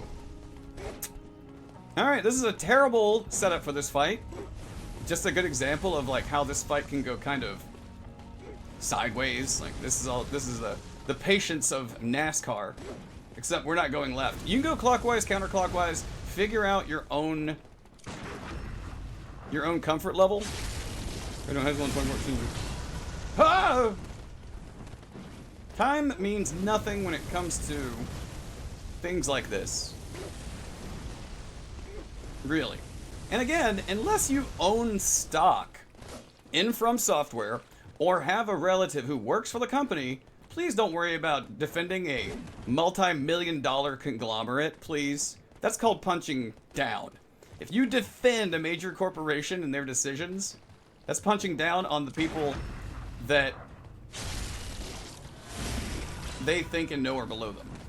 I'm just saying. It's kind of like busting on all streamers without specifying you're doing it for the more wealthy ones. It's punching down. Try not to punch down. Oh, that was a sneaky little split up there. And you could have a perfect phase 1, and then phase 2 screws you over because of a delayed phase transition, something like that. It's a headache sometimes. But this is a very poorly conceived and executed fight, IMO. We're gonna give him one more face shot, but we need to get his partner down. So we'll whack Katana Boy one time. Try not to get a counter hit. Although we can't really take that into account. There we go. Okay. That puts him right in the sweet spot. One more hit and they're gonna all stun out. And then things get pretty crazy. Now I'll go ahead and warn you ahead of time, we are probably going to try to greed when the phase shift hits. Just a heads up.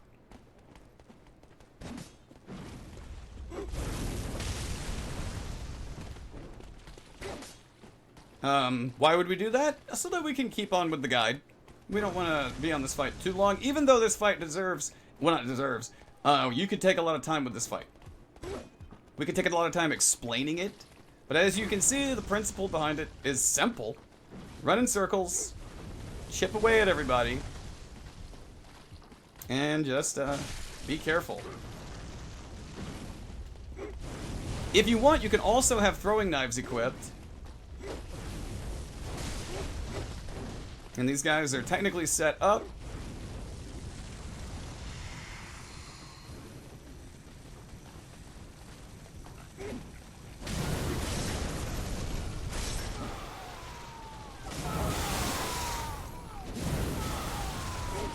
Yep. I mean, that wasn't even greed. That was us screwing up our stamina management. I really, again, hope that anybody watching this guide, which it won't be very many people. That's not us being cynical or negative. It's just, again, like I said, we're just doing this for us. Nobody's excited about this. Just saying. Is that from our mistakes, hopefully, also remember something else. You know what you do not. I want to pull back the curtain a little bit on no-hit challenge runs. And that is, what is something that you don't typically see? You don't typically see somebody doing the exact same run perfectly in a row. And yes, it's incredible. Like Dinos and Gale, Nico, he recently got the level 1 God Run 3, which is 7 games back to back to back. Okay. Incredibly impressive, massive feat. Took him 2 years to do it. Nuts. But how often do you see somebody pull off a perfect no-hit run, immediately restart, and then do it again, duplicate it, and then, you know, following the rule of threes, restart, duplicate it yet again? It's different than if you're doing the same fight over and over and doing it perfectly. That is different than doing an entire run. So don't ever let anybody ever belittle what your abilities are. You could literally die 1,000 times to dial in the muscle memory behind why and how not to die 1,000 times. This fight is just IMO. We're about to say something, oh, hot take. It actually, according to people who have literally told us to go fuck ourselves, according to them,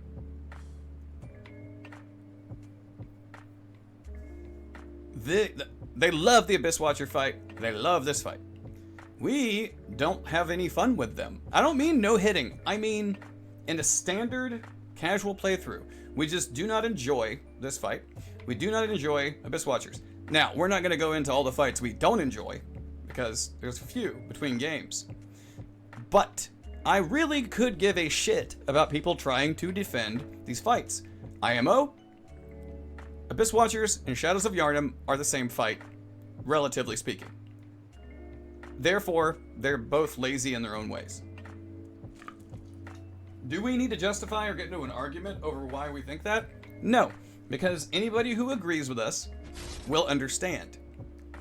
Anybody who disagrees with us, we don't care. That's how everybody feels. We just actually say it. We're so brave. We're such a brave little streamer with barely any audience. Look at us over here. Crossing lines and hot taking it. Oh, that sounded really bad. Crossing lines and hot taking it. So brave. Hey, Maven.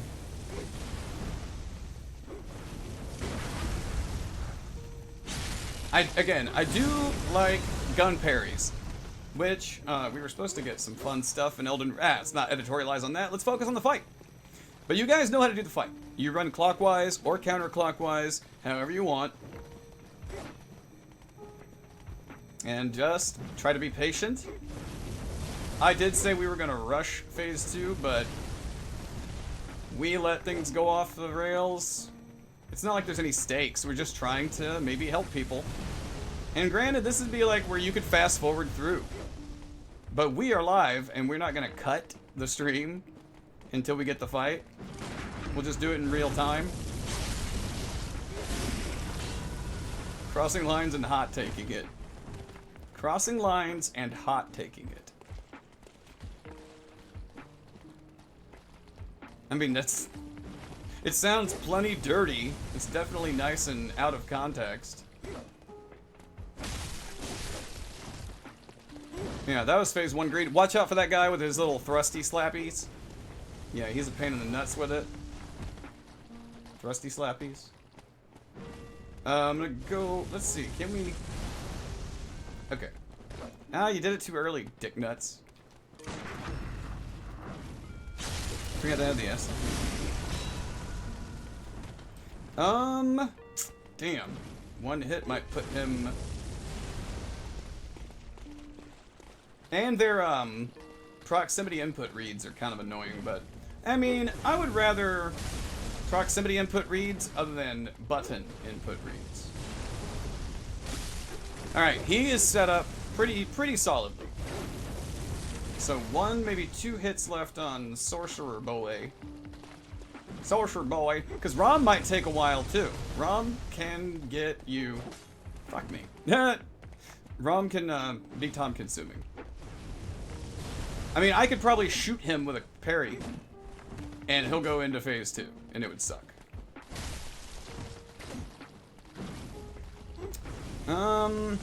Should we risk it on him? Let's go ahead and run over here. Go 1, 2. Let's see if we can bait out Fireboy first.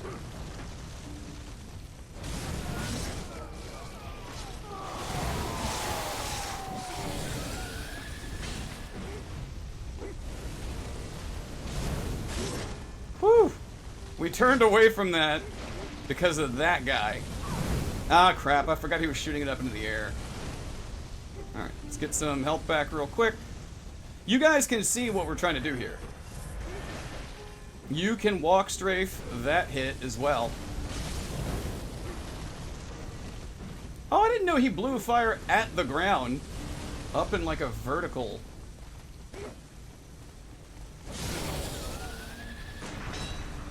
Oh, wait a minute. I thought he was going to do the summon. Okay. Well. And just basically loop him. Is it easy? No. No. We're crossing lines and not taking it.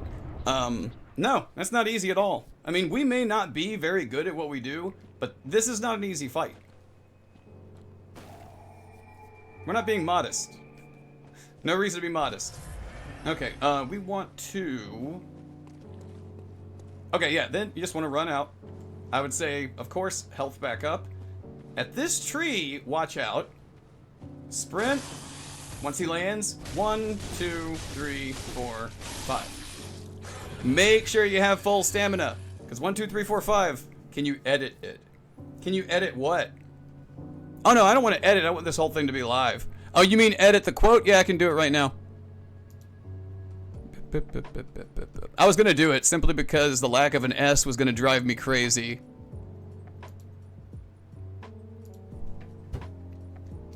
So brave.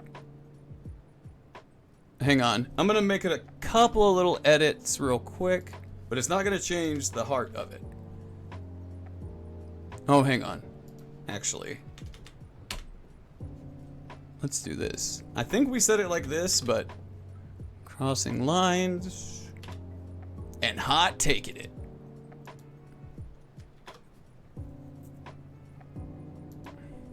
What number was that? 190. We have 190, almost 200 quotes now. Hey, what's going on Steam? Huh? A game that we have already on our PlayStation. Quote. How does this look? So brave, crossing lines and hot taking it. How many are from me? I don't know. It would take a minute to actually go back through and count them up. Crossing lines and nut shot with the nut shot. Are we heading the right way? Okay. So we'll go ahead and grab the lamp. Drop down, and I want to get his attention and get his or her, I don't know. Charge R2. Charge R2. If you see one starting to jump and you're in the middle of charging R2, just aim the other direction so you don't get hit by the jump. You'll know what I mean when it happens, if it happens. If one of them goes for a jump and you're like leaning forward, you can always redirect. So sprint from this corner, don't look back, go-bitty, go-bitty, go-bitty Power Rangers, go, go, go, go, go, go, and come inside and you're good to go. So, we're gonna leave this exactly like this. We could open shortcuts or throw levers. We're gonna do it just like this. Come up here, go onto the stairs, you trigger the hunter, and then stand right about here, underneath. We usually watch the railing, like right about there.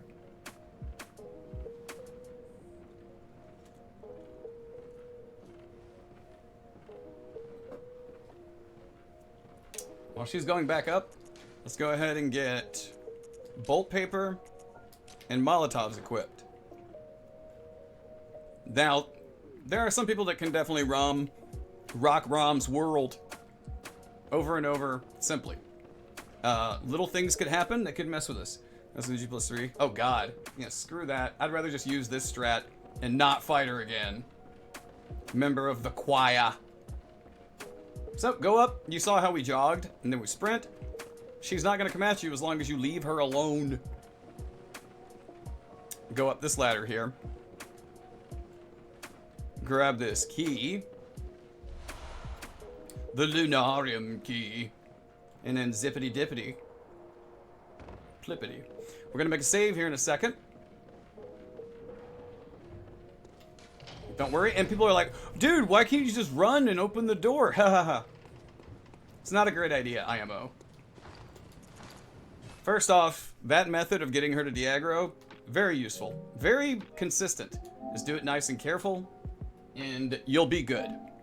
I recommend not sprinting up the stairs after she resets, and also watch her, make sure she resets all the way at the top.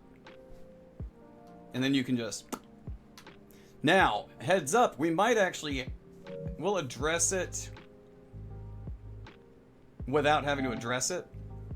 Like, if it doesn't happen. We could get really lucky, or things could go kind of sideways.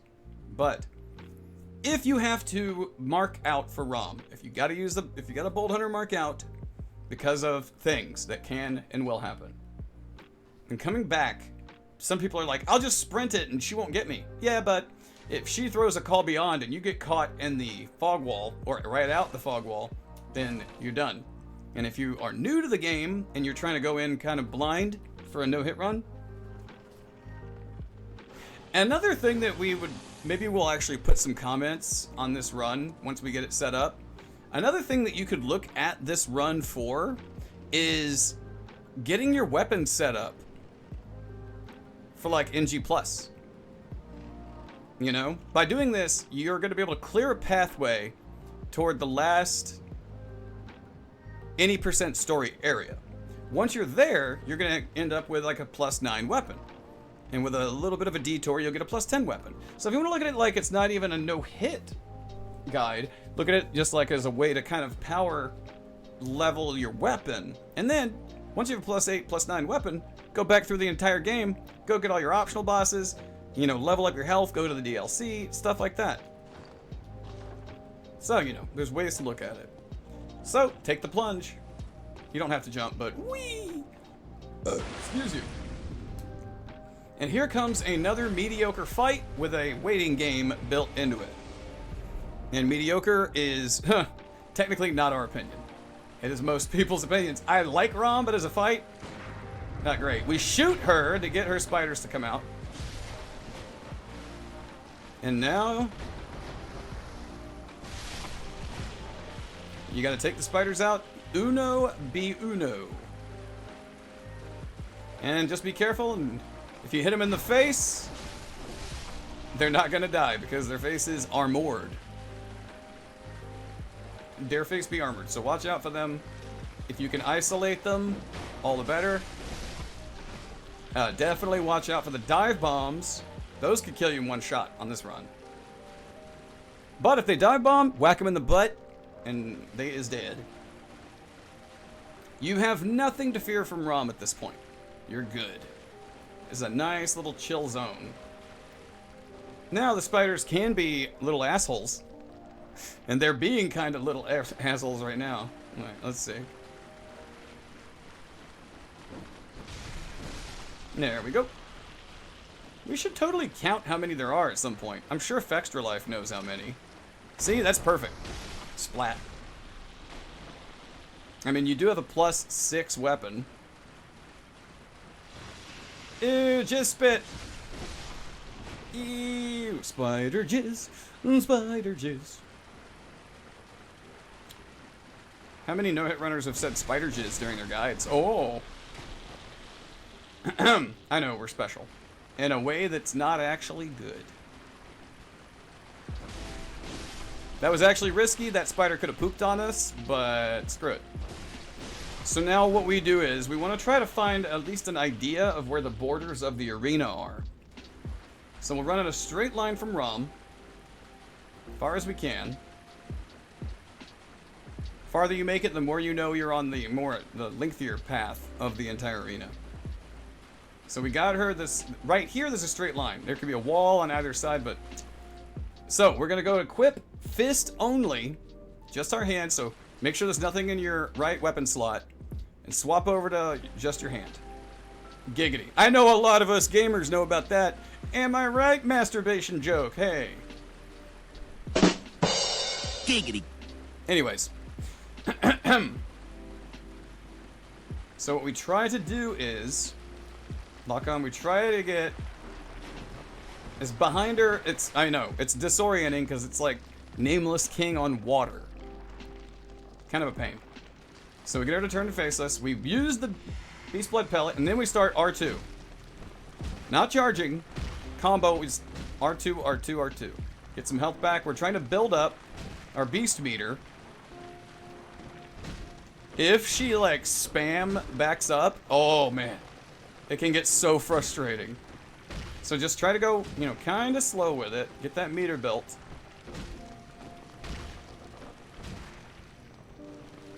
And once it's full, you're going to earn yourself a few seconds. Okay. And then buff. Get near her butt, R1, L1. Near the butt.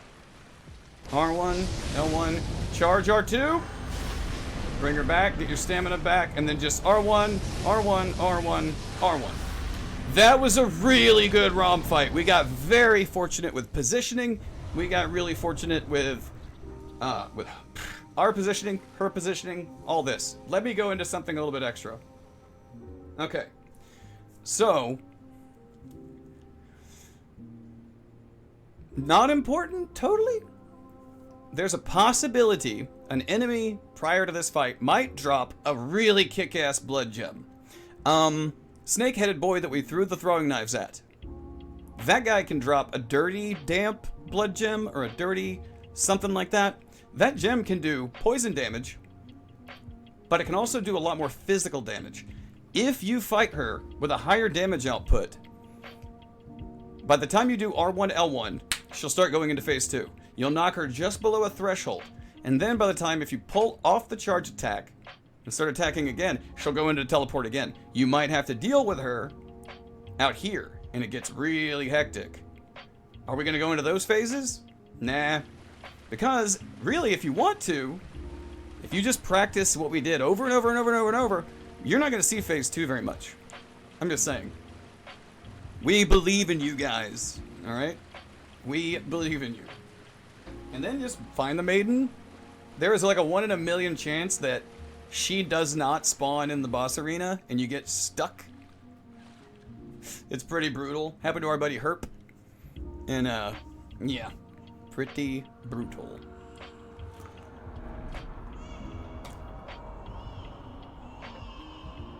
I wonder if we should play Flintlock Siege at Dawn. Maybe for a day stream. Because they just showed us on our Steam that it's on sale, but we have it on PlayStation. And it's downloaded right now. Flintlock Siege at Dawn is a single player, story driven, singular protagonist. As in, like a named protagonist. Female protagonist. I know some gamers don't like that. She doesn't dress sexy, which is, you know, totally fine. Okay, so, where we are now, highly recommend get rid of the mollies, get the pungies, and put the blue elixir at the end of our active bar. Blue elixir first. So yeah, Flintlock has combat that is a combination of like Bloodborne and Sekiro. Forget the quote-unquote Souls-like. We no longer believe that's a category. It's been overused. It's a played-out terminology, in our opinion. Bloodborne or Sekiro. And yeah, some people like to argue, well, you know, if you lose your souls or, you know, you lose your resources, then it's a Souls-like. Yeah, but that would mean that every game that came out prior to Demon Souls was a Souls-like. Those were just video games. So sprint down, do not get grabbed by amygdala. We're gonna do something a little bit, we're gonna try to be safer about it. 1, 2, 3. He'll just come at you. 1, 2, 3. Oh, they'll respawn, so don't stop. And we're gonna drop down and grab this. Oh. There's gonna be a guy right around the corner. Just be on the uptake. There you go. This is all going to happen pretty quickly. This is where it gets a little tricky. So, something that we had a really bad habit of doing was not making a save state in Yargul. So, we're gonna make a save state for this route. Because things can go wrong. It's pretty precise. I mean, most no-hit runners talk about this being one of the scariest parts of 80%. Is having to run through this town and deal with a lot of close calls. I would agree. It's pretty scary. In our own personal opinion, Eternal Strands got a new update.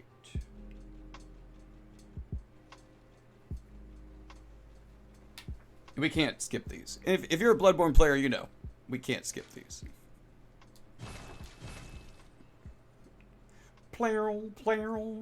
Ah, the Crow Feather Garb. One of our favorite outfits. We wear it to honor our fallen hunter, Eileen. So what we're going to do is come over here. We're letting some guys to the left walk for a minute. You can walk this ledge. Get A bloodstone chunk. Alright, come up behind these guys. Usually around that statue. Blue elixir. Sprint it. Sprint, sprint, sprint. If he takes aim, I like to shookity-jookity him. You can kill her to stun them, or you can leave her alone and just go for broke.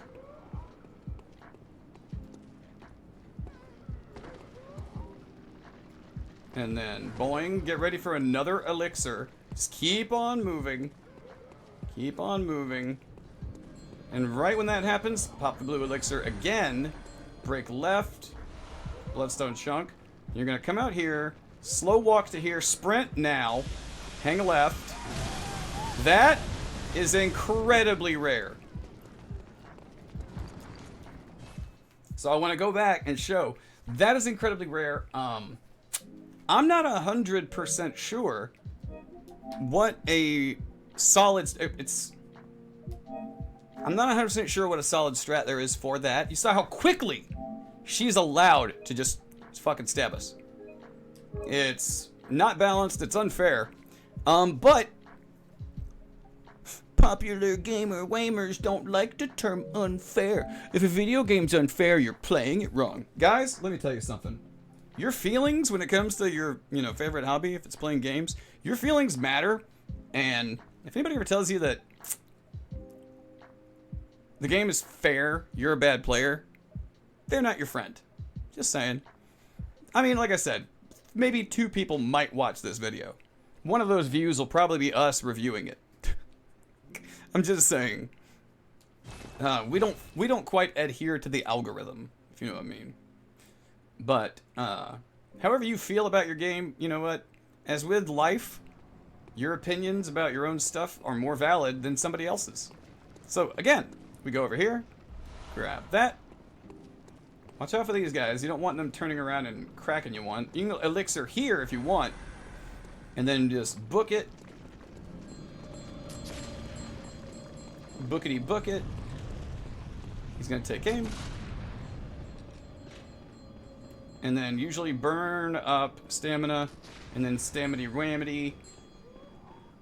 And then just keep moving. Drop. Drop. Keep on rolling. Rolling. Keep on rolling. Rolling. And the second it wears off, usually right about here. Do that. Okay. Cut left. Right. Sorry. Sprint right at that. You see how rare that is? All of what we just did distance-wise and timing was extremely important. All of it was timed up very specifically. Her not hitting us, her not taking a shot at us, was actually rare. Usually she'll take a shot at you and... It's one of those things. You really do have to do it and see. I think Goes on Ghost has a couple of possible strats for that make it a little bit less, but it is actually pretty rare altogether. If you do the run 100 times, you're going to be probably single digits that she first off attacks, second hits you. Oh yeah, these doggos. Punji.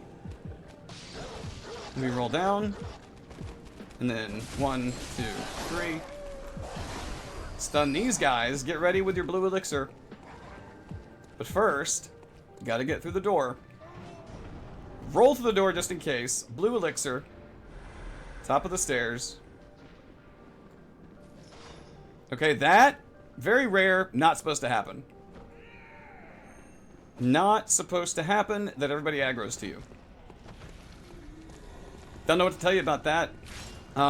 You could maybe shift up the way that you move through certain things. We might die.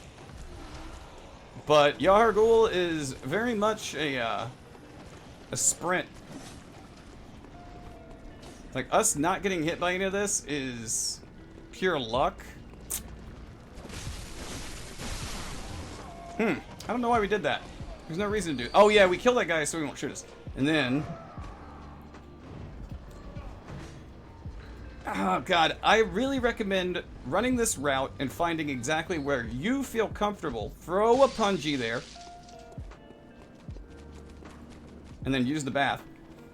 I'll be back. Start where we start. Watch how we... Because you saw in the first one, that is a mistake that can be corrected. You saw the first run through that she stabbed us. You know, hopefully you guys learn from that. It's tricky. Experience, personal experience, speaks more than somebody just telling you what to do. Do it your own way. Fuck it up, you know? Make mistakes. Get hit. Get screwed over and over. And, you know, don't try not to get frustrated, says the guy who gets frustrated easily. But try not to. You saw how we kind of hesitated, let that guy shoot the pillar. At the bottom, throw a punji at the wall. And then grab this big old stone and mark out. Some people will throw a second punji if you're early on practice. If you're doing it pretty, well, early. You could throw another one for safety. But you're all ready to go back and level up your weapon and make sure that you put the stone in. The gem, my bad. Like I said, if anybody feels like, somehow, that we went too quick about certain things, or if we did this or that, it always boils back down to, just rewind it, and if you have to, mute it, watch what we're doing, and you know, you'll probably see things that even we haven't seen when it comes to our own runs. Go ahead and get those BBPs out. And bam, +7. Plus, look at that tempering damp. Look at that jump, +25. Bam. So nice. So dozer. So bozer. And of course, we're gonna buy punjies.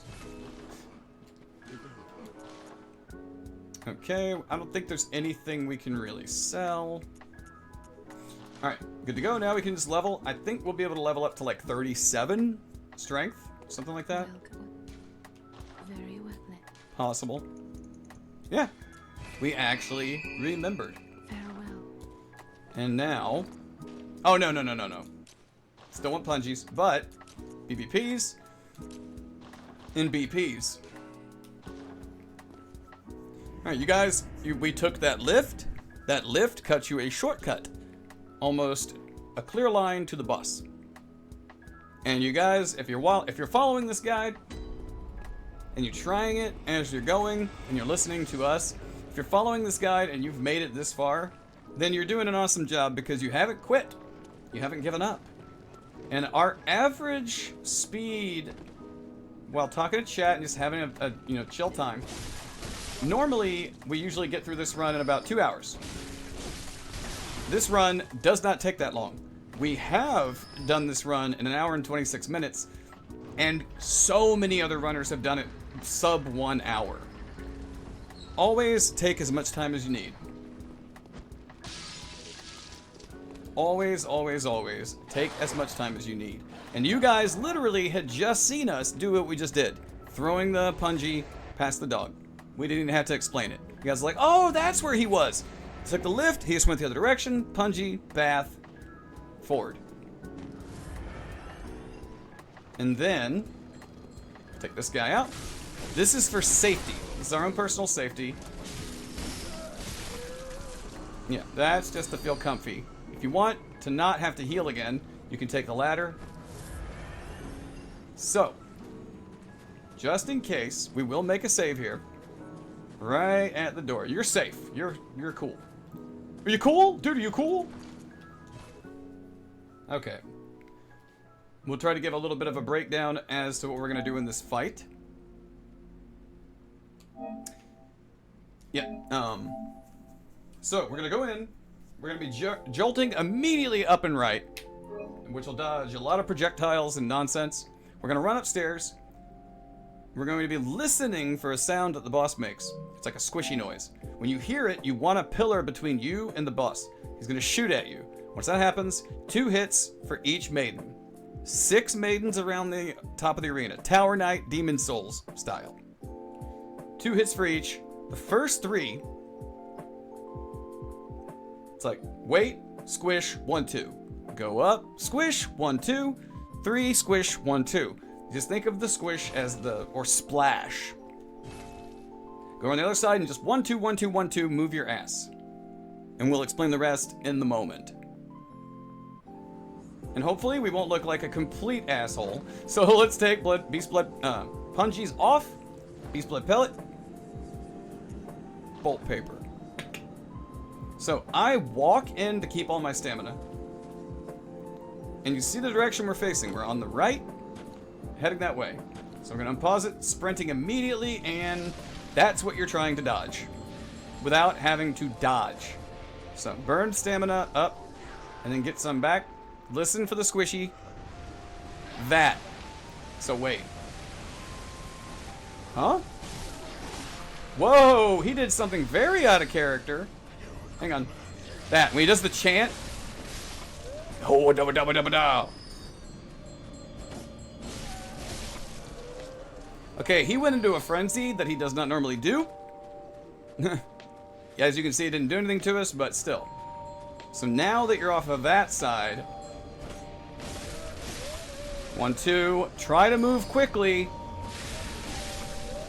You don't want to get stuck on that middle landing with him actually getting to you. Now, as you're coming down the stairs, he's going to start moaning. Go ahead and beast blood pellet. And when he does that, bolt paper. And just sprint your ass up right to his front and go R1, L1. And go ahead and do a 3 hit if you want. Now, R1, L1, L1. R1, L1, L1. If you want to, give him a little whack. And then R1, L1, L1. And then smack. And then R1, L1, L1. Smack. And then end of fight. This boss is like, he said nothing about not being an asshole. Precisely. We'll go ahead and put pungies back on for this next section. And touch the statue of Deputy Dickhead Fuckface Cocksmoker. Aha! We will have to go back and see, did we swear within the first 60 seconds if we're putting this on YouTube? Not like demonetization matters. So, while we're still farting, I'm farting! Watch out for these guys. Try and get your stamina. Just watch your stamina here. I usually get stamina back about there. And then sprint him, and that should take us all the way to the door. Watch your left. And perfect. It's like, he said nothing about not being an asshole. Hopefully, if anybody's watching right now, that, you know, maybe, hopefully it's entertaining. And to anybody who is here, to everybody who is here, thank you guys for, friggin' being here, man. All the time, not just for a guide. Just like, all the time. Thank you guys. This is part 2 of our 5-year streamiversary. And, now this guy, make sure you get, like, kind of to his, like, this angle. Charge R2. Aim the joystick diagonally up and to the right. That way. You could pungy and run. I'm not a big fan. I'd rather kill him outright. But, pungy and run, viable strat. This boy, R1, L1, L1, L1. 3 bloodstone chunks, guys. That's a +8 now. Wait. That's a +8 now. Alright, come up here. You can grab this. You got pungies. Remember, pungies are equipped. Don't worry about the lamp. Get to about here. Toss to your right. Get up this way. Toss to your right. Keep moving. Don't worry about frenzy or any of that. Your jacket will take care of most of that. Throw it. That guy will aggro at different rates. Sometimes he won't look at you at all. And then he'll go. And then other times, he will be jumping towards you and like, I've seen him course correct in mid-air. It's bononkers. And just run up around this way, past these guys. Let's watch your stammies and some more. What? Bloodstone jaw. And we're close. Stay here for a minute. Not mean. Stay here. Maybe we should have made a save before running this, but we're going to try to be careful. You run cocaine out of a shark's mouth while Ron McDonald slams a balloon animal up your butt. This is what it's like to drive a Ford F-150. What's up, Skeletor? Skeletor, have you seen Vivian for ZZZ? They just released the agent profile for 1.7 after Sandby and Trigger. Vivian is going to be an ether anomaly character, and I believe she's going to be one of the Phantom Thieves. Okay, so don't worry about this guy for the most part. You're going to get iframes on the door. I woke up. Now, sprinty, staminies. Okay. Alright, coming in here. This is a pretty scary room. Let's pretend like there's nothing going on in this room. How about that? Take your fear out of it. We don't want to put fear into you, and we want to put good tips. Right when you break this doorway, cut right. I like to get stamina at the top of the steps. Break left here where the lit doorway is. Roll it. Don't worry about that guy. Don't worry about what it was. It's nothing. Nothing. Burn your stamina. And then get it back. You can kind of go boop, boop, boop, boop. Now when you go to this guy, break right on him. And you're going to juke left hard. That was very lucky. And he does a jump attack when he does the thrust attack. Those are lucky. He has an uppercut swipe. He will do. But when you saw how he ran, we went around the right. And we broke left really hard. Do that. Don't roll, don't jump, don't panic. Try not to panic. Just juke it really hard. He'll miss. And you'll see what I mean. He will 180 and whap, upward swipe his sword. Just juke it. And now, even if he's chasing you, by the time you get done here, flip that. You can even wait like another 15 seconds. Ride it back up. I would say 99.9% of the time, he will not be here. Okay. Alright. And don't hesitate through here. These guys are generally passive, but they can be dickheadedly aggressive at times. So just keep moving. Come all the way around this side. Grab this. I like to equip it as we are going to use it. Oh, she's a vampire. Is that what they're confirming? I was wondering. So her and Hugo are vampires. You saw how we cut around that ledge where there was nothing there? Watch that. Follow that line precisely. Follow it very precisely. Now, this is something we like to do.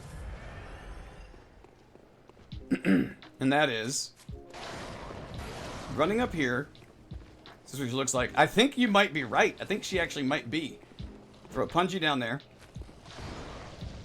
Okay, you see how that's gone? Alright, we're going to run straight out. And get a nice Tempering Damp Blood Gem. If you want to be very safe, you can throw another punji to the right and move everybody over. But that's going to get you another chunk of damage. Totally optional. Not necessary. If you're comfortable with it, I say go for it. As long as you're comfy with it. No, I'm thinking, because you got the ears. She's got the ears, and there's another guy in the game who kind of has the canines, and he's got the ears. And people are talking about on the subreddit, how is he out in the sunlight? I'm like, are the Phantom Thieves vampires? That'd be pretty cool to bring them into it. I mean, it's very obvious that magic exists. Multiple dimensions exist. All sorts of stuff. Crazy stuff. We're talking about Zenless Zone Zero. I would say our favorite gacha. Get rid of that and that.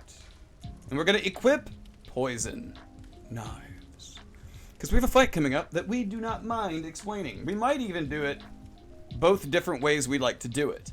Which I consider them the safer ways. But that's a matter of opinion. And we got a +8. And that Tempering Damp Blood Gem does kick you up another 30+ points. can come in handy. The reason why we keep buying pungies is to get our insight off. So we have maximum beast blood pellet strength just to keep things nice. And it is a bit messed up though that you can't sell these things for what they're worth like in every other game. Isn't that a little weird, diehard fans? Isn't it a little weird that Bloodborne is the one game where when you sell echoes, they don't sell for what they pop? That really does feel like a big fuck you to the player. And well, if you're not paying attention, Now shut your eyes. there's no good reason not to make them worth what they are to sell. Just saying. Hey, all right, 41, Farewell. and we're heading back. And if anybody doesn't like our editorializing, well, go to any Twitch channel and tell me what streamers don't editorialize. That is all streaming is. All streaming is people rattling off their opinions, saying things that either make people laugh or piss them off. Just saying. Alright. We're going after Mikolash. Let's see if we can make this relatively straightforward. But we'll go ahead and make a save state. As little as we enjoy being in this fight, this is one of our least favorite and simultaneously favorite fights. And you'll see why on our first kill. You'll see why on our first monster kill. Is that too much? Too dramatic? A little too dramatic? But yeah, Skeletor, I'm already excited for Sanby and Trigger. Although I don't think on our main profile, I don't know, maybe our X will pull one and we'll pull the other, and then we can borrow her profile and be able to play as each one.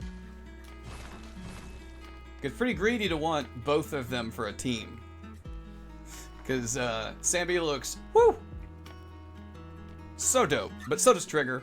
And Pulchra. Okay, anyways. On the game we're playing right now.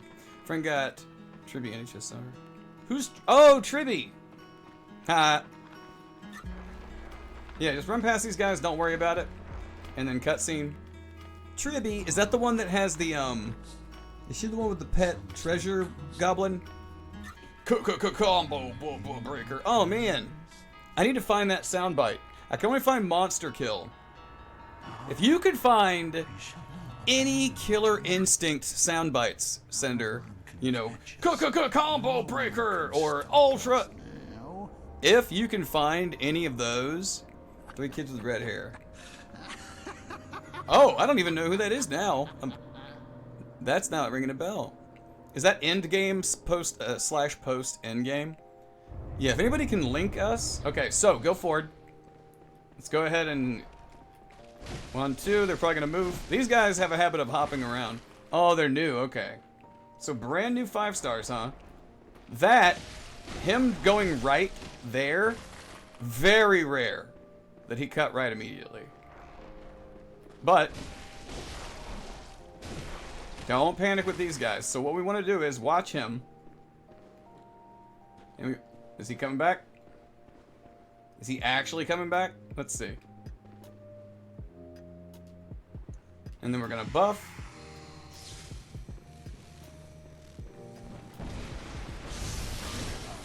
I like to do all 3 and then move. And then 1, L1, L1. Alright, that's gonna send him off. Phase 2. They just knew. Shut up. Skip over his dialogue. If you want, turn off the dialogue. Turn off the volume in the thing. Now go left down here. Get your stamina back. You want to grab this guy if you're going for a 9.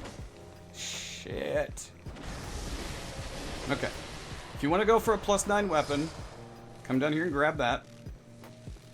Now watch out, because up here you're going to have a guy try to attack you. So what we're going to do is kite him back. Let's say roll him. He does fast poison. If that guy takes aim, you run at that corner like we did. If he just stands there like a numbnut, keep running. But if he aims, run to that corner, it'll miss. Wait. We come up here. All right, he's going to lead us on a merry chase. So, we're going to push him into our favorite strat. Go on, bitch. All right, so he runs left. We come through here. Grab that chunk. And now, I'm going to drop. We are going to neutralize them. These guys reanimate, so watch out. 1, 2, 3. So first off, let's go ahead and push him while he's running. What a bitch. What a bitch, baby. Okay, we want to make sure he's still on the move. Okay, go ahead and do your thing. We're gonna chase him a little bit. Chasing him is... Oh, did he just do it? Okay, so he ran left.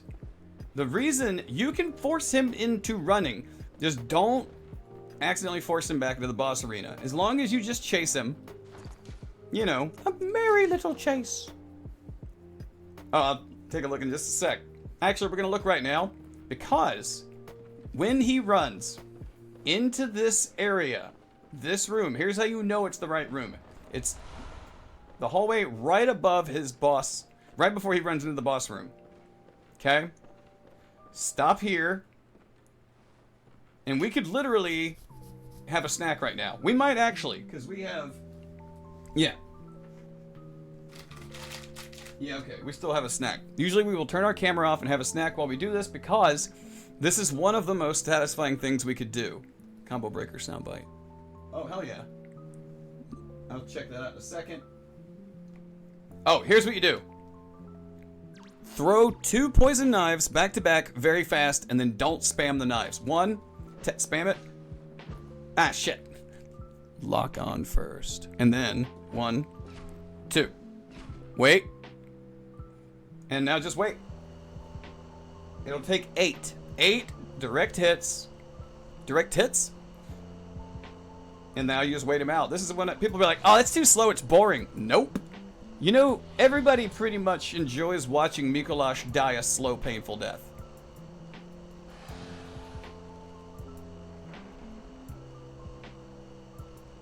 Killer Instinct combo breaker. Oh!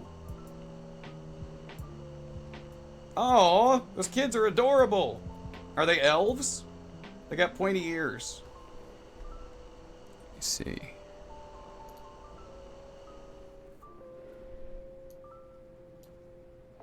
I know. 1 second. Can I not download it? Oh, there we go. Counterbreaker! Counterbreaker! That's pretty good.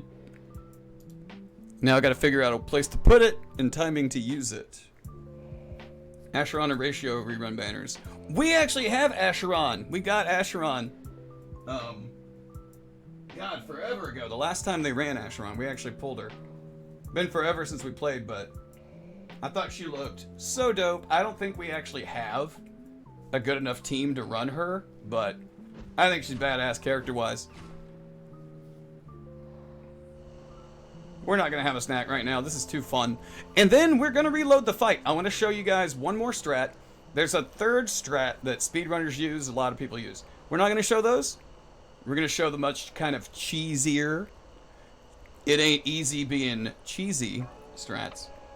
There's a person who had their soul split in 3. That's crazy. Into 3 little kids?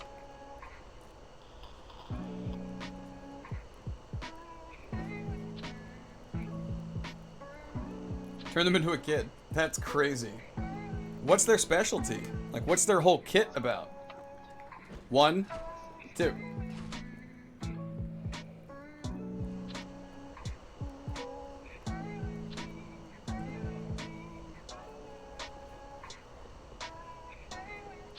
Team buffer. Oh, that's cool. But wait a minute. How much of a team buffer? Like, how good? I've been hearing that HSR's endgame is problematic for free-to-play players. What are your opinions on that? What are your opinions on late-game HSR F2P players? Do you feel that it gets fair and balanced as long as you keep up on your appropriate upgrades and stuff? Very decent buff. And here are the last two.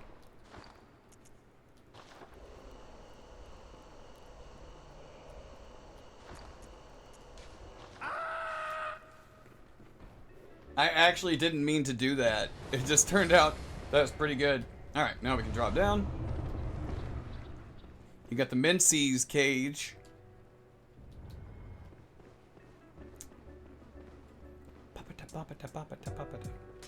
And we're just gonna run up, up, up, up, up, up, up, up to the ceiling.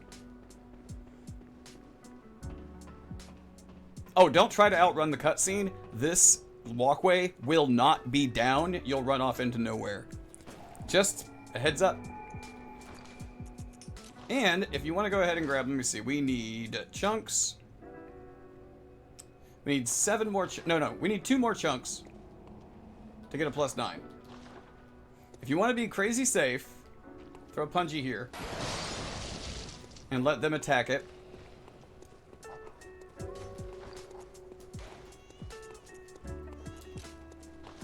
There we go. We got the blue elixir equipped for a good reason. And now, here's where things can get a little iffy. He's going to shoot fireballs up and down. Get your stamina back. Run. Yeah, you could run in place, but it's scary. And then drop down. Drop bear. Go ahead and hold your drop bear. Yoy. Oi, crap. And there you go. Now, we got enough for a +9. Putting the grind work didn't seem all that bad, but the grinding is annoying compared to Genshin.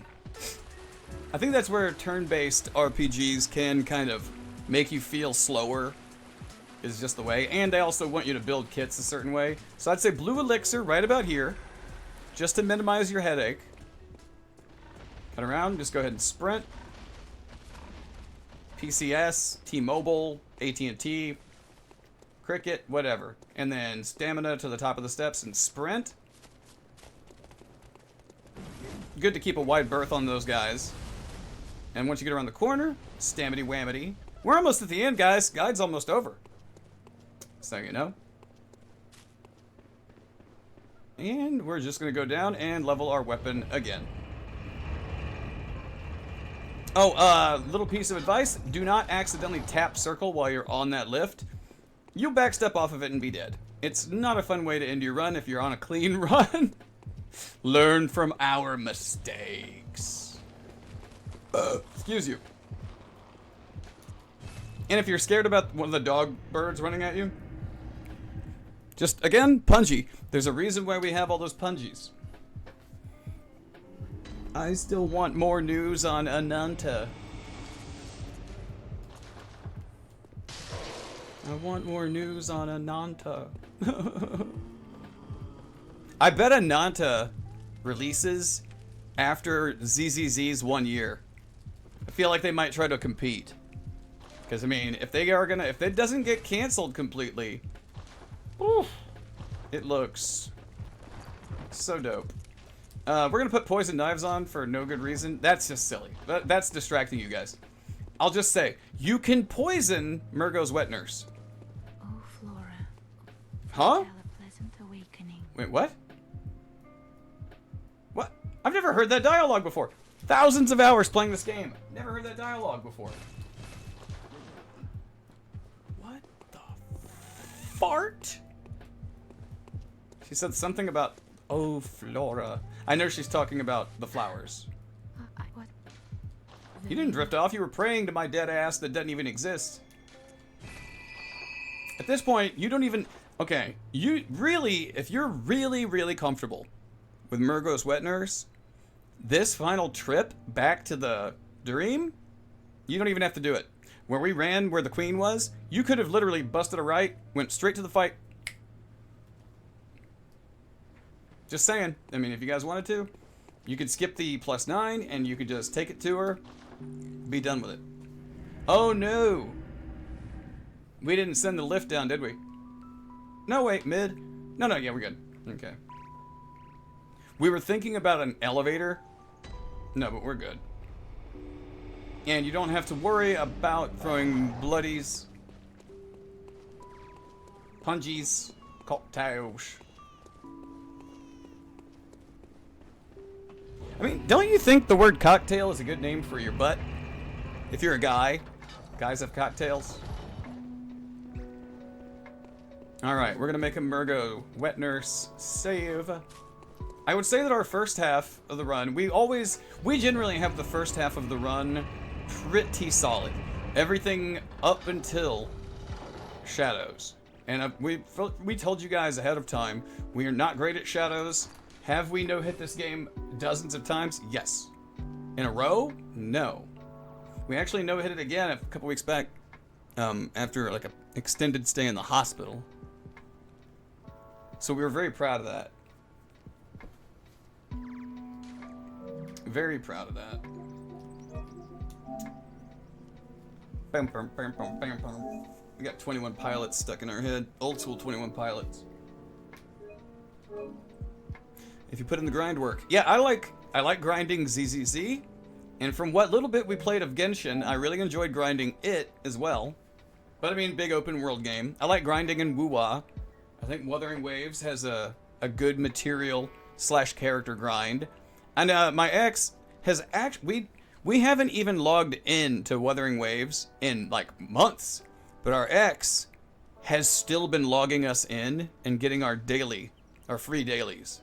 So I'm very curious. She said she unlocked us 3 5-star characters.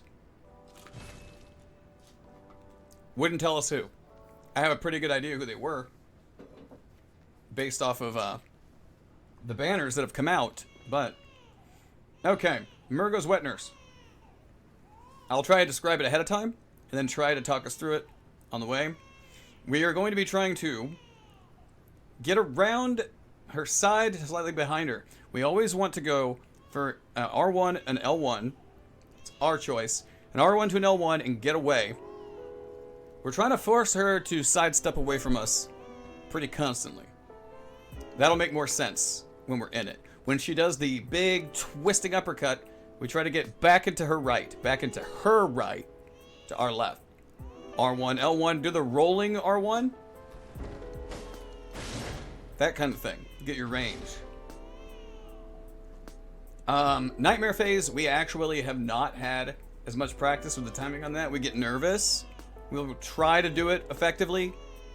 I'll say, when she stops, raises up, when you see the flash of it coming at you, is when you want a quick step to the right twice. But that definitely takes some nerve.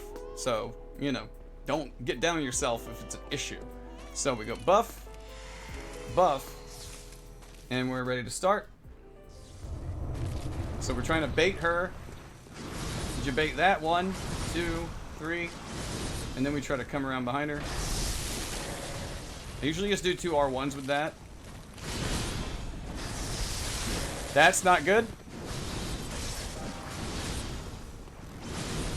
That was very lucky. Sometimes you gotta there it goes. Oh, I meant to do 2 L1s on that. Watch out. She might jump at you at this point, so watch out. Roll into it, and then... Ah, shit. It's fine. 1, shoot in, and then... Again, you're trying to get that sidestep in.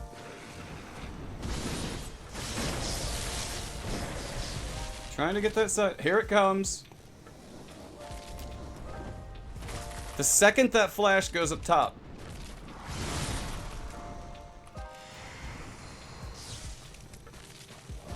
What? And once she does the lawnmower, get out of the way. Lawnmower is bye-bye. And then the twist, roll. L1, L1. Slam is like the best thing she can do. L1, L1.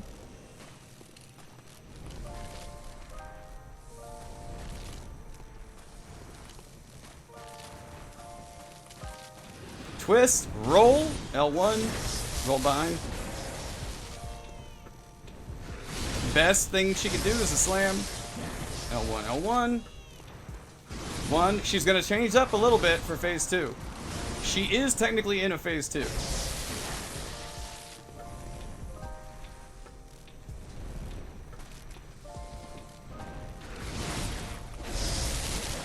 We could have finished her, but I wasn't sure about the damage. Roll out, L1, and you guys just no-hit Bloodborne. Shazam! There you go. That's the whole wet nurse fight. You guys watched it. I would say when she does Nightmare Face shot, rewind it, watch it. Watch that flash, watch when we dodge. Watch the flash, watch how we dodge. Hey, Panda. Have you had a baby while away? Alright, Cinder, have a good one, man, and thank you for shouting out Panda. You son of a bitch! Where's my wife? Ozzy, Ozzy, Ozzy! Oi, oi, oi! Alright, and that is Bloodborne any % no hit guide. We didn't take that many hits. We took them where we thought we would. We got hit on... Well, wait a minute. We got hit on 2 major areas. We got hit with shadows, and we got... Must have been in the game. Yeah. It's, that is, Oh, yeah. Whoops! That is a illusory baby crying inside of a dream. Or a nightmare. A nightmare. It's a baby crying inside of a nightmare. So yeah, we got hit with shadows, which of course we were going to get hit with shadows. We took a hit, 1 hit on the way to the 1 reborn, but that's a very, very rare hit. And that's it. We only got hit twice. 2 hit run on a guide where we have a problem with one of the boss fights. Hopefully this is a good enough guide for you guys. You're gonna run down here. Do not get overzealous and whack this guy. Otherwise you're going to complicate an otherwise perfect run that you just did. So talk to him, accept your fate. Or, sorry, submit your life. I hope you're doing alright, Panda. This is part 2 of our 5-year streamiversary. Let's let this go. Now I think we earned a snack. Excuse you.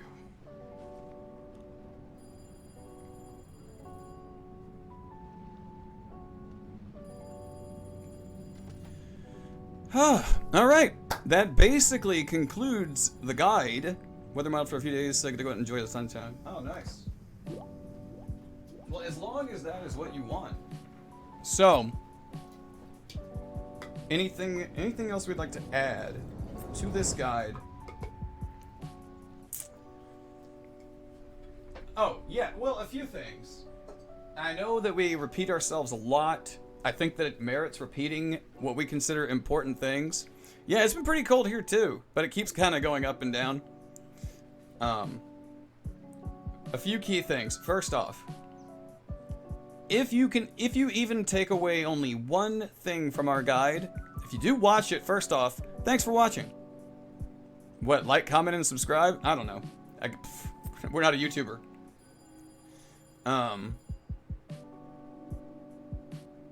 I hope that any part of it helps with anything, even if it's not hitless, even if it's deathless, if it's just strats for leveling your weapon, like whatever. If you use our guide for anything Bloodborne and you're like, oh shit, that's awesome, that helped, then great, we're happy with it.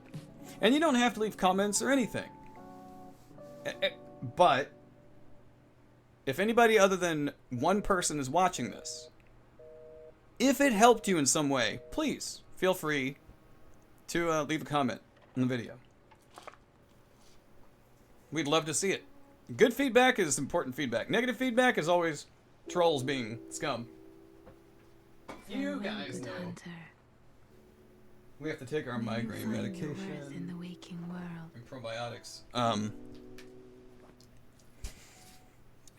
Remember, guys. Every no-hit runner in the world is just a person, like you or me. They are people, despite anything they might say. They are people that use an incredible amount of patience. They use an incredible amount of time. And they put in the work. There is nobody who is just naturally good at no-hitting games. There aren't. Just please, guys, don't fall victim to the fallacy that some people are just gods, and you know they don't have to put in as much work as anybody else. Please don't fall for the myth that challenge runners are gods of some kind. Please, please, please. Remember, they're people like you and me. They put in... The easier that somebody makes it look, the more... For example, Goes on Ghost, we would consider the queen of Bloodborne. And a lot of other hundreds, if not thousands of people, feel the same way. But she has streamed between 4,000 to 5,000 hours of Bloodborne. That is what she has streamed. That would mean that what she has done offline is at least equal to that. I would not be surprised in the least if she had like 10 to 15,000 hours of playtime on Bloodborne. That's not minimizing what she does. We're complimenting on the amount of time and effort she put into honing her craft. So please, don't ever let anyone make you feel less than for something that everybody has to put in the same work. Do some people learn faster than others? Yes. Blah, blah, blah. Doesn't matter. We've done it. You can look up our Bloodborne no-hit run. It's on our YouTube channel already. Our very first one where we got the run. You can look it up. Watch. We've done it. We wouldn't make a guide if we hadn't done it. If we can do it, anybody watching this guide can do it.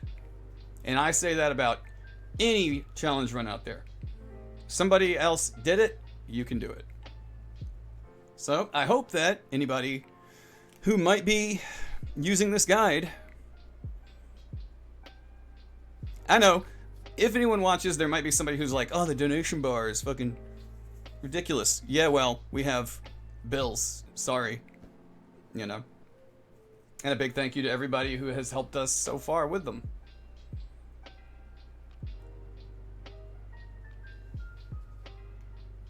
So, here is to hoping that we'll be able to do some more guides in the future, whether people watch them or not.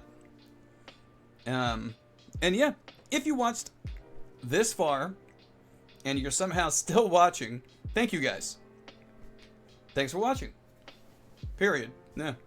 So thank you guys, and stream is not over, but this is the end of the Bloodborne guide. Okay, 4, 11, and 15. Hang on, I gotta write that down. What's up, Static? Good morning. Okay, 4, 11, 15. Alright. Shuhei Yoshida? Oh, that's Sony. I was like, Shuhei Yoshida! Alright, we are out of YouTuber mode now, and our YouTube and our Twitch mode are the same.